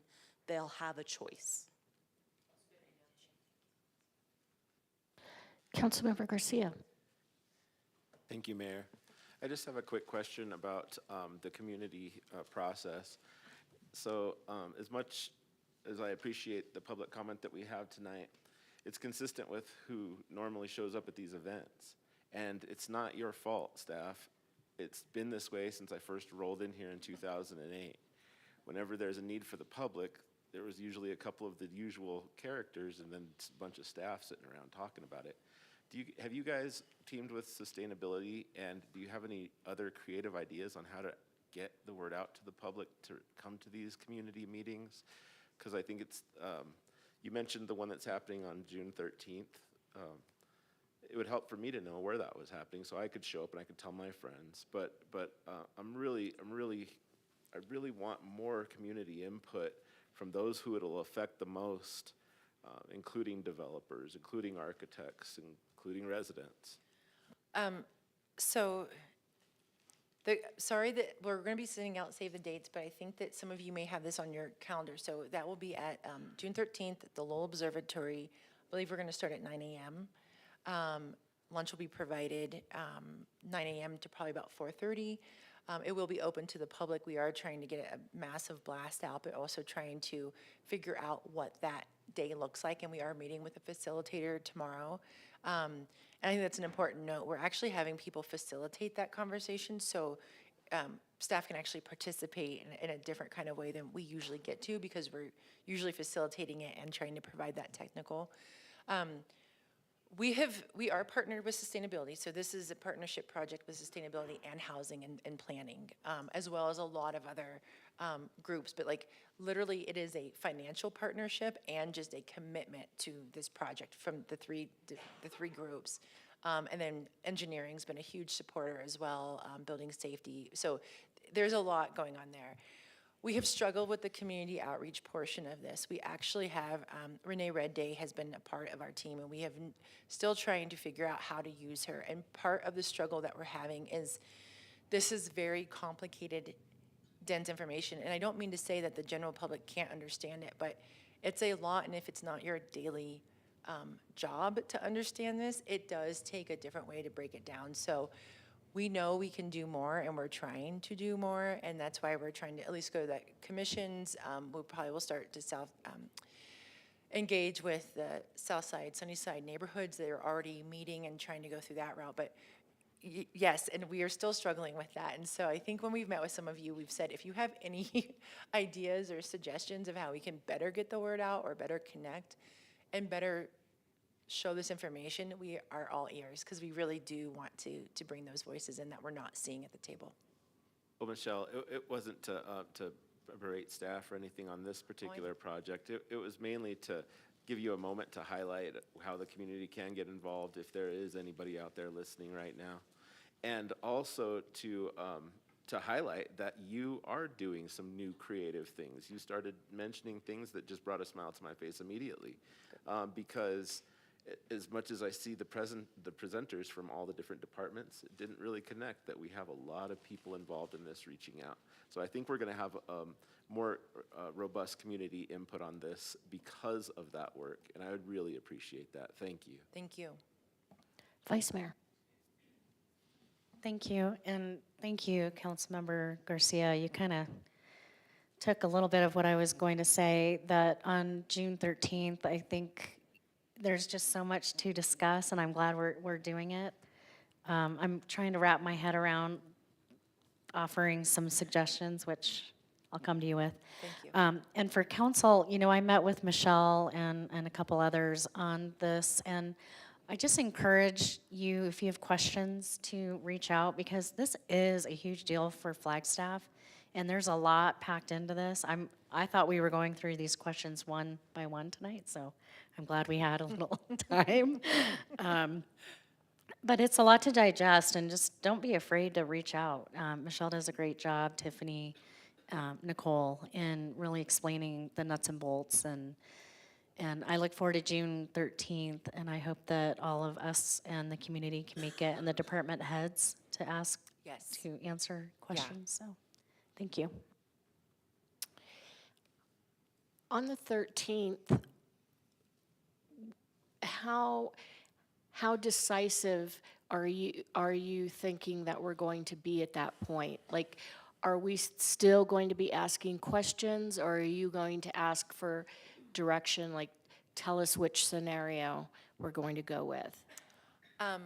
So what we're hoping is that we've kind of gotten these back on your radar, these questions, and that we've got your juices flowing to start thinking about them. And as Vice Mayor had noted, please reach out to us if you have questions. So we do want you kind of ready to provide feedback. And both on kind of these decision points, but that's what we also, though, want you to have the opportunity to hear from our other internal partners of what does this mean globally for what they do and what's their mission. As far as the scenarios go, yeah, we do, I think right now, I know, right now the team is actually kind of taking what we have been hearing and kind of developing a possible fourth solution. So we actually intend to maybe bring you something that's different than what you've seen, that's maybe some pieces of each scenario based on what we are hearing.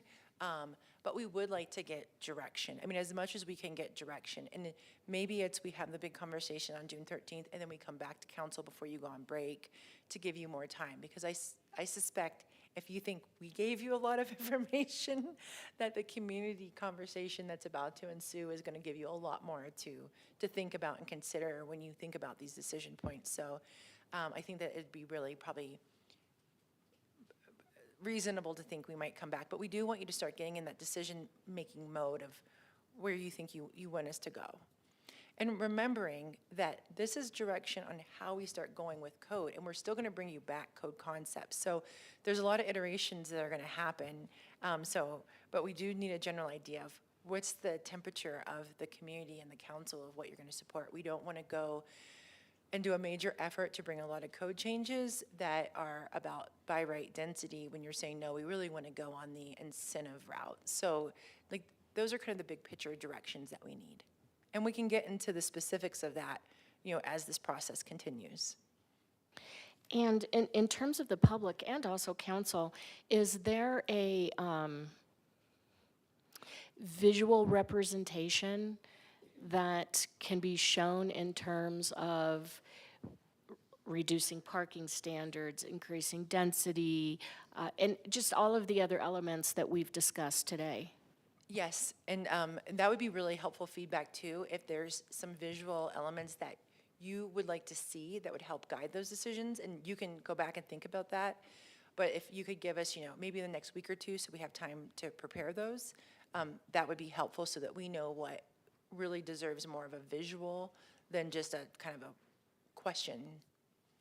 And is there a real time where you can be changing it as we're having discussions about the different elements? We're gonna meet with our facilitator tomorrow, and we can ask that question to see if we have what we would need to get that ability. Thank you. Yeah. Yeah, and just to weigh in, we are going to have two facilitators because this is such an important conversation, and it will be two facilitators from NAU. One is a planner and one has worked in housing. So, and it also gives our staff the opportunity to participate in the day as well and not try to facilitate the day and participate. So it'll be productive. I'd like to thank City Manager's Office for extending that to funding that project so that we can be participating in that way. Yeah, and hopefully they've got some tools that they use with students on on these different elements, because I know it would be helpful for the public, and I also believe that it would be helpful for council as well. So any additional questions or comments, council? Do you have anything that you would like to add, or any additional information that you need from us? No, I think just that, kind of start thinking about those decision points, maybe thinking about additional information that you feel that you would need to maybe address those, so we can make sure that's either provided beforehand or queue it up for the day of. I just want to extend a thank you to you all for allowing us to keep coming back here and drilling this project to you all, and just creating that space for us to be here and have this dialogue. So thank you for that. Thank you for coming back to us, because this is a lot to digest at any one time. It's our pleasure. All right, we're going to take a 8-minute break. And I'll see you back here at 6:50.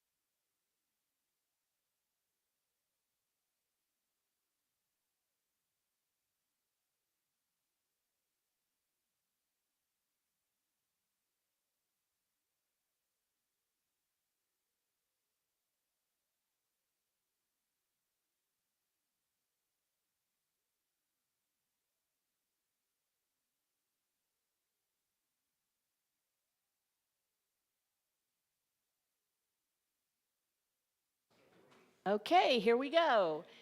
We are at, still under the regular agenda, 11B.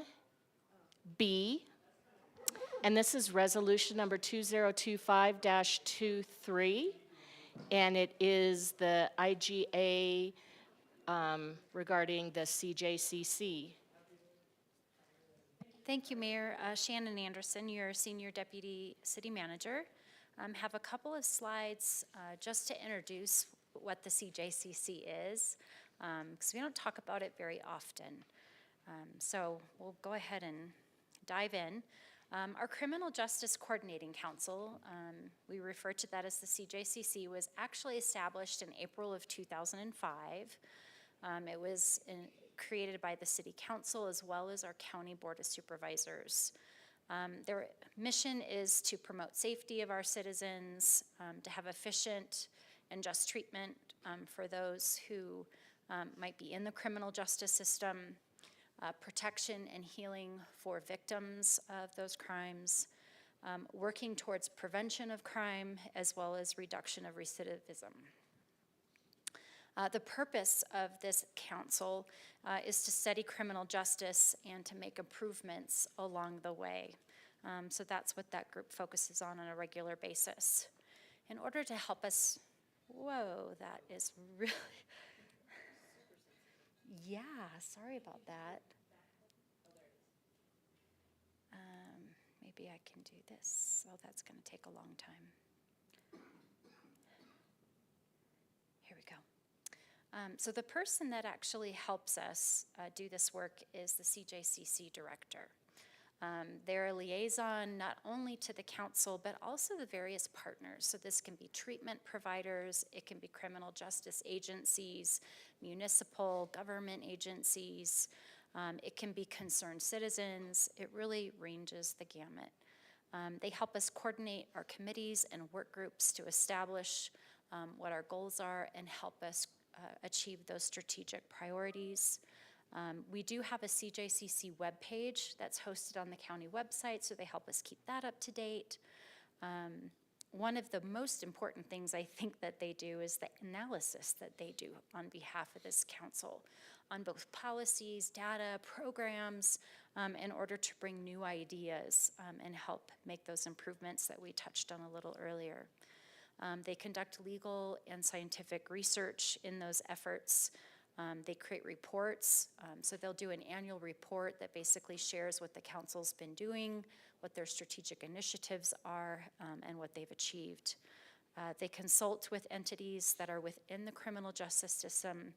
And then the last piece that I have highlighted here is their role is to make sure that as we have new members that join the CJCC, they're orientating them on their role and making sure that on the various sub-work groups or committees that we have all of those positions filled in order to complete the work. I'm almost afraid to touch this button, so I'm going to do it really lightly. And of course, it didn't work at all. Here we go. If all fails, use the mouse. So what is this IGA? It really covers the CJCC management. We've hired a new director. Her name is Diana Calandros. She comes from us from the city of Tempe with a lot of experience in bringing very impactful programs. This IGA captures our commitment to support half of the position as well as the operating expenses. It allows the county to invoice us on a quarterly basis. And then we've also included an annual reconciliation process. So if there are any adjustments that need to be made, either in the plus or the minus, we have an opportunity to do that each year. We did begin funding approval in the city manager's recommended budget in fiscal year 21-22, and we've continued to have funding in the budget available for this position and those expenses. So before you today, we have a resolution for your consideration. I'm certainly here to answer any questions that you might have. Councilmember Matthews. Thank you, Mayor. I just wanted to comment that I've been the liaison for council for the CJCC since I've been on council, and just extremely impressed with the work that the CJCC does do, and just see the evolution of how just every level of department, including mental health, that is involved in our criminal justice system, how they work together and communicate and share information. Like, you might think you're doing a good job over here in the prosecuting, area, but there might be an issue over at the jail, and they talk about it, and it's really made an impact, a positive impact to our community. Diana, the new executive director, she's really stepped it up to another level. I feel prior executive was more data-driven, provided us with a lot of really critical data information, organized and ran the meetings. Diana is more that plus engaging in the different stakeholders and listening and hearing and engaging and bringing that back to the CJCC Council. So it's been just an invaluable commission, and this new hire, she's been with us since I think January or February, has just really made a remarkable difference to that role and what she's bringing to the council. So I just wanted to put that plug in. Questions, comments, council? I will entertain a motion to read the resolution by title only. Mayor, I'd like to move that we read, I'm trying to find it, we read the resolution by title only. I can't find it. We have a motion to read resolution number 2025-23 by title only. Can I get a second? Second. Any discussion? All those in favor? Aye. Aye. Any opposed? City Clerk? A resolution of the Flagstaff City Council approving an intergovernmental agreement between Coconino County and the City of Flagstaff for criminal justice coordinating council management.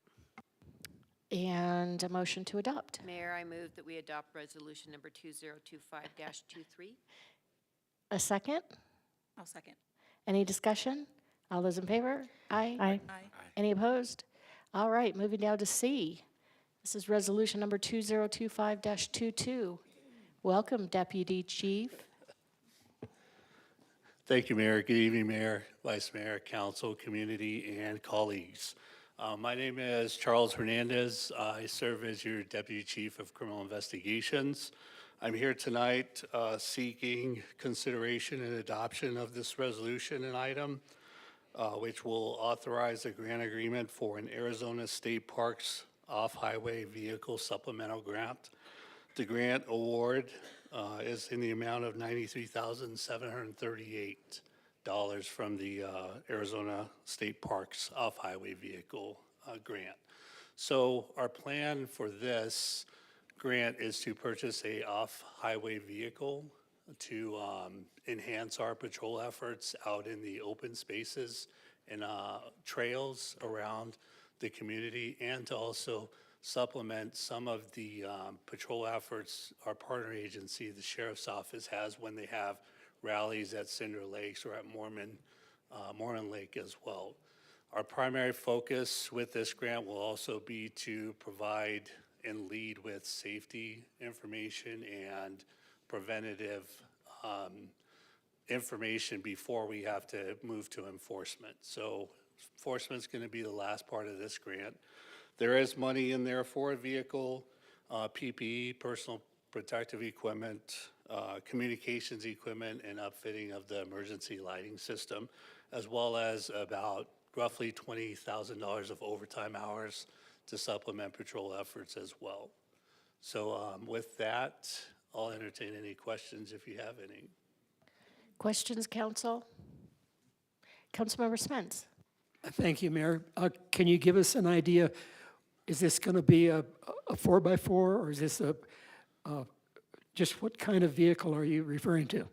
So I don't know if you're familiar with off-highway vehicles, but we're looking at an expedition type off-highway vehicle, which is a 5-passenger type vehicle. We have built into the grant enough money to outfit 5 personnel with PPE. And so in addition to that patrol effort that for the off-highway vehicle enforcement, we are going to try and supplement our Woods Watch program as well with this vehicle. So it's going to be a vehicle, we envision a vehicle with a truck bed, small truck bed to carry items off open spaces, clean up camps, things like that as well, as performing our enforcement efforts. Thank you. Councilmember Garcia? Go ahead. I'd like to motion to read resolution 2025-22 by title only. I'll second. Any discussion? All those in favor? Aye. Aye. Any opposed? City Clerk? A resolution of the Flagstaff City Council authorizing the grant agreement for an Arizona State Parks off-highway vehicle supplemental grant. And a motion to adopt? I'd like to make a motion to adopt. I'll second. Any discussion? All those in favor? Aye. Any opposed? All right, thank you. Moving down to D. This is ordinance number 2025-09. And Bryce, we haven't seen you in a couple of meetings, I don't think. That's kind of odd. I don't know. I feel like I'm being punished also. I'm always the last one, Stacy. I'm after you. I will get you flowers. I will. Don't worry. Good evening, Mayor and Council. Bryce Doty, Real Estate Manager. Today, I have before you an ordinance authorizing acquisitions necessary for the Arroyo Seco to Dortha Channel segment of the Spruce Wash suite of projects. So this is in between. Dortha is the North Street, and then Ponderosa Park is on the south. The Spruce Wash Channel is in between Rose and Main. In between those, it was platted in the 1950s with providing drainage easements that were kind of squiggled along on the plats for where the existing kind of bank of channel was. A lot can change in 70, 80 years. And so what we need right now slightly varies from those platted easements. And so right now we've identified 18 parcels that we need additional acquisitions from. 5 of those are going to be permanent easements, and the rest are going to be temporary entry permits just to allow us to match grade back to the channel that's going in between them. And so this ordinance is going to allow us to negotiate and acquire the rights we need so that we can deliver that project. We have been in contact with all of these owners. All of the negotiations are moving forward. We're on pace to match the construction timeline. Councilmember Garcia. Thank you, Madam Mayor. Bryce, I just wanted to thank you and your staff for all the hard work that you're doing to help the improvements of the Sunnyside neighborhood.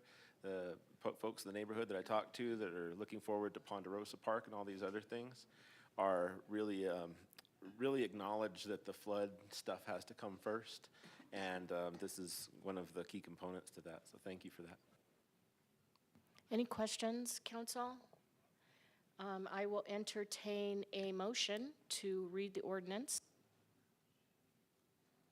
Mayor, I will move to read ordinance number 2025-09 by title only for the first time. I'll second. Any discussion? All those in favor? Aye. Aye. Any opposed? All right, City Clerk. An ordinance of the City Council of the City of Flagstaff authorizing the acquisition of real property interests for the Arroyo Seco to Dortha Channel as part of the Spruce Wash Channel Improvements Project, providing for delegation of authority, repeal of conflicting ordinances, severability, authority for clerical corrections, and establishing an effective date. All right, thank you, Bryce. Moving down to E, consideration and adoption of ordinance number 2025-08. Good evening, Mayor and Council. Stacy Salzberg, Communication and Civic Engagement Director. Before you today is the consideration of an ordinance to modify the number of signatures required for candidate nomination petitions. Historically, the city charter required us to set the minimum number of signatures at 5% of the total votes cast for mayor at the last preceding general election. Since the move from May elections to November elections in 2014, the signature requirements have steadily increased, ranging from 1,045 up to 1,602, with 1,182 being required for this upcoming election. Arizona state statutes allow a city council to adopt an ordinance that would set the minimum number of signatures at 1,000 or 5%, whichever is less. The city of Flagstaff has not been able to utilize this particular provision within the law because the city charter was very specific that the calculation be based on 5% of those ballots cast. In 2003, as part of the suite of charter amendments, the council advanced a question to voters to amend the charter to allow for the use of the alternative to set that minimum signature requirement at 1,000 or 5%, whichever is less. The voters approved that amendment with a 75% approval rating. Believe it or not, election season is upon us for the November 2026 election, and now is the time for council to consider modifying the signature requirement for nominations so that we can be sure that we're sharing the correct information with our potential candidates. And with that, I'll turn it over for any questions. Thank you. Councilmember Matthews. Thank you, Mayor. I lived through that peak of 1,602 signatures required, which really means over 2,000 because there's so many people that don't remember that they signed your petition. They sign it 2 or 3 more times. So you have to eliminate all of those. And during that time, as hard as it was, because back then we filed in the fall and only had a few months, and it was always during the winter and the storms and the snow. But it was like a rite of passage. I mean, to show the dedication that you're going to go out and listen to the community, talk to the community. Right now we have 7 candidates for council and 2 for mayor. I'm concerned about making it too easy. Not that 1,000 is easy, it's not. We work really hard and we'll get 40 or 30 signatures in a one day. But I just feel that having been able to obtain over the 1,602, it is feasible, and I think that I'd like to keep it at that, but that's just my opinion, and I am one that has to face this year. But I do think it's a proof to the community how dedicated we are to serving. Councilmember House. Thank you, Mayor. Thank you, Stacy, for the presentation on this. So my question is, would this go into, this would be in effect for the 2026 election? Correct. Okay. And so I think my further question of that is just the appropriateness of those of us that are running in this election to speak into this. I don't know that, I feel that it would probably be inappropriate for me to voice on this because I'm in the midst of running and I don't want it to be perceived as essentially I'm trying to make it easier for myself or think that it should be harder for anyone. So I just don't know how that works in this conversation. Well, and as a reminder, the voters approved this in 2023. I'm sorry, 2023. It's getting a little late. Apologies. And our attorney would have weighed in, correct, if there was anything. Sorry, Mayor, Council, everything is on the above board. You're good. Do you have additional? Yeah, with that in mind and knowing that it's fine to have that conversation, then I would just say I support what the voters elected. So, yeah. Councilmember Garcia. Yeah, I too will go along with the voters on this one because, well, that's what they want, and I'm here to represent the voters. But I will add some context to that conversation. I think what well, I'm not going to assume that I know what the voters wanted or the reasonings behind it, but the justifications I can see for this happening is adding equity to the equation. So every time I run, last time I got elected, we're always in the season where not that many people went to the polls the 2 years before, so the number is less for us. But then when I run, it's always an election season for some reason. I didn't choose that, it just happened. But that's when more people are at the polls, so the next cycle that cycles around has to have more voters, and then the one that I run on is less.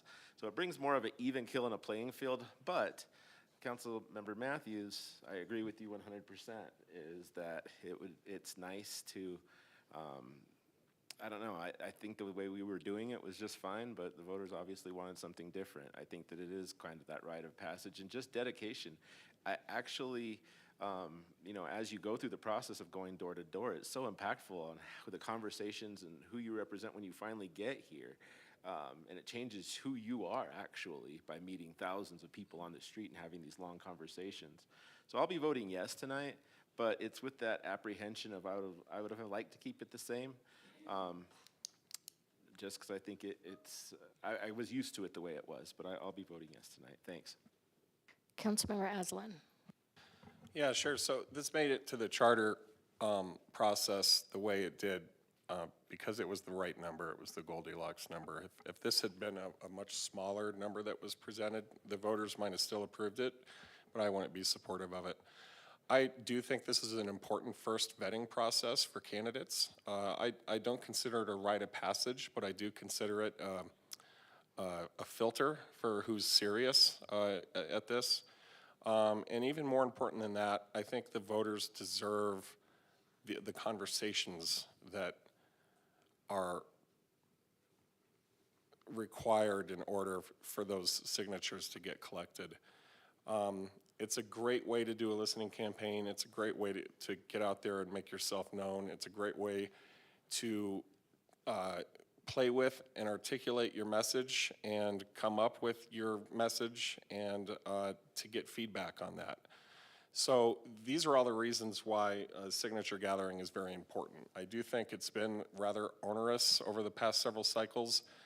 You know, and I would hate to miss doing this just because, and I'm not suggesting this was your thinking. I'm just coming up with this on the spot. You know, the number as it is 1,100 something. It's only 100 to 200 more than what would be required for what we're doing now. But there could be elections in the future where that number bumps back up to 1,600 or 1,800, and then of course you have to collect more than that. So this just standardizes things. I think Councilmember Garcia's point about off elections is very relevant. This is still vigorous enough that the conversations are happening and candidates are being vetted and filtered, but it's not too onerous for a lot of good people who want to get into this process to be intimidated away by it. It's interesting to me that, you know, you run for county supervisor, you need 500 signatures throughout the entire district. It's a lot harder to get 2,000 signatures within the city limits. Obviously, all 7 of us can attest to that. And I think this is the right corrective course of action. Vice Mayor. Thank you. I don't have a whole lot to add. I appreciate all of the comments tonight and agree.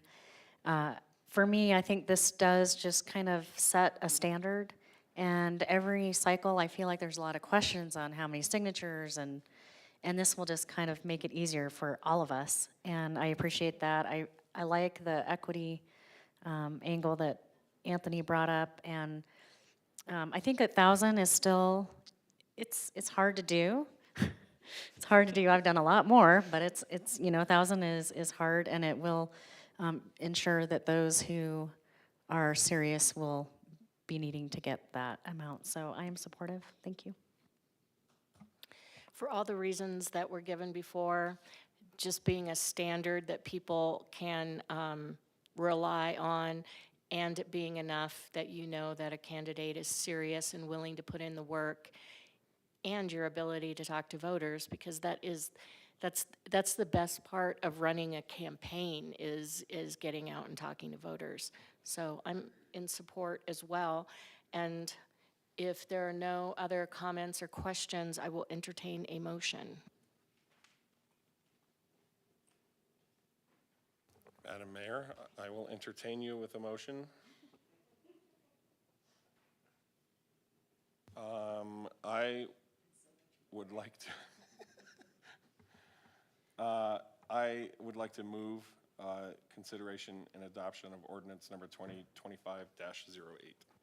I'll second. Any discussion? All those in favor? Aye. Aye. Any opposed? Any opposed? Okay, City Clerk? An ordinance of the City Council of the City of Flagstaff establishing the number of signatures required for City of Flagstaff candidate nomination petitions, providing for severability, authority for clerical corrections, and establishing an effective date. And as just a note for the public, we'll be reading the ordinance for the final time at the May 20th council meeting.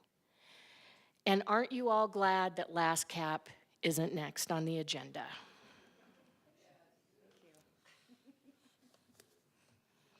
All right. Open call to the public. Seeing none. Informational items, 2 from mayor, council, and staff, and future agenda item requests. I will start with vice mayor. You're picking on me because I told you I had a lot on this. Sorry, bear with me, I do have a few things. Councilmember Matthews did mention yesterday, I was honored to read the proclamation at the Missing and Murdered Indigenous Relatives event, and it was held at NACA. The event brought awareness and prayer as we acknowledged the epidemic and its effect on Indigenous communities. Highly impactful. Was not expecting to feel the emotion, but wow. And I don't know if you've noticed, but if you have been downtown, we've been turning our downtown blue and gold in anticipation for the NAU graduation happening this weekend. And I do want to do a special shout out to the team that worked on this, Hunter from the DBA, Allie and Josh from NAU, Dave McIntyre. It was a great collaborative effect, and hopefully next year we'll be able to grow it. Tomorrow I'll be participating in a mayoral roundtable in Williams. The focus is economic development in our region, and I'm super excited to have that opportunity. And Monday is Bike to Work kickoff, commuter ride, 7 a.m. Meet here at City Hall. I do this every year. It's super fun. I will be reading the proclamation, and I also will be accepting the BRIC Award on behalf of Adam Shimoni. It will be honoring his contributions to bicycling in Flagstaff, and I was very touched when Adam called and asked me to accept that for him. So I hope to see you all Monday. Councilmember House. Thank you, Mayor. Just maybe 3 things for me tonight. So first, just acknowledging that in addition to Missing and Murdered Indigenous Peoples Day, or Awareness Day yesterday, this is also still Missing and Murdered Indigenous Peoples Awareness Week. So there is still additional time to raise awareness for that. It is also Mental Health Awareness Month, and just want to constantly draw attention to that as our community still faces many concerns when it comes to accessibility of mental and behavioral health community resources. I think it's a great time for us to call that forward and keep that in mind. And the last item is I wanted to call back to one of the public comments that was made earlier by Silas and Finn about the speed limit on Lake Mary Road. I'm hoping that we could have a further conversation about that and the desire to adjust the speed limit. I know that there would be things that go into that consideration, but I'd like to put that forward for further conversation. Councilmember Spence. Thank you. Up until yesterday, I considered it an urban legend that there was an albino deer in our community. But yesterday, I was given the very fortunate life experience of seeing this albino deer as part of the herd of deer that live up on McMillan Mesa and periodically cross Cedar Avenue. And if anybody would like to see my pictures, it is breathtaking to realize that it's not an urban legend. This deer is among us, and it's so precious to see that animal. So anybody can check my phone. And a good reminder to go the speed limit on Cedar so that you do not harm the albino deer or any of his friends. Point well taken. Councilmember Matthews. Thank you. Just a reminder, tomorrow's at Coconino County Community College is the Housing Solutions Breakfast Fundraiser. Thursday is the Airport Commission meeting at 1 o'clock at the airport.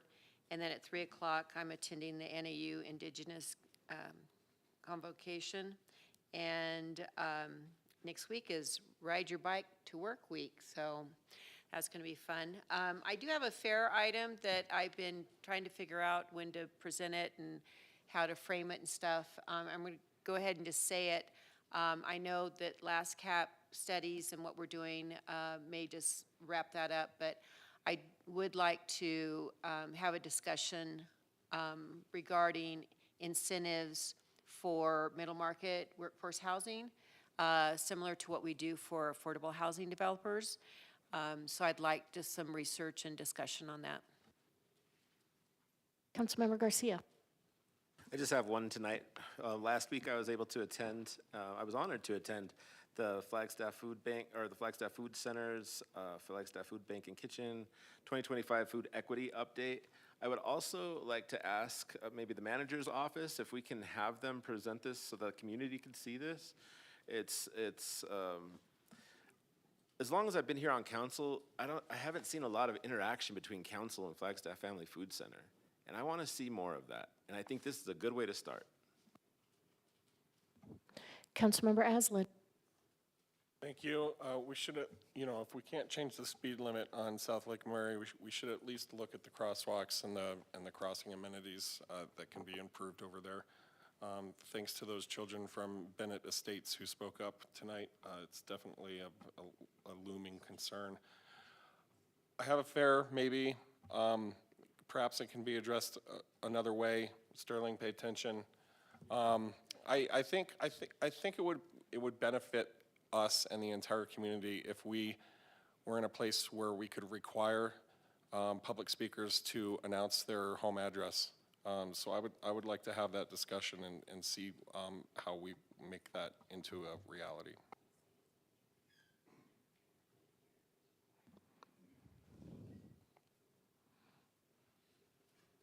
Okay.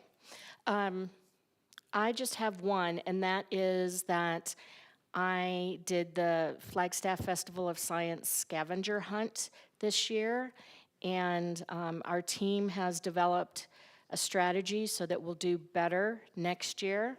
But it was so much fun, and so I encourage you to do it next year when it's announced, because it was just so much fun, and they do a fantastic job putting it together. City Manager. Nothing from me. Thank you, Mayor. All right, we're adjourned.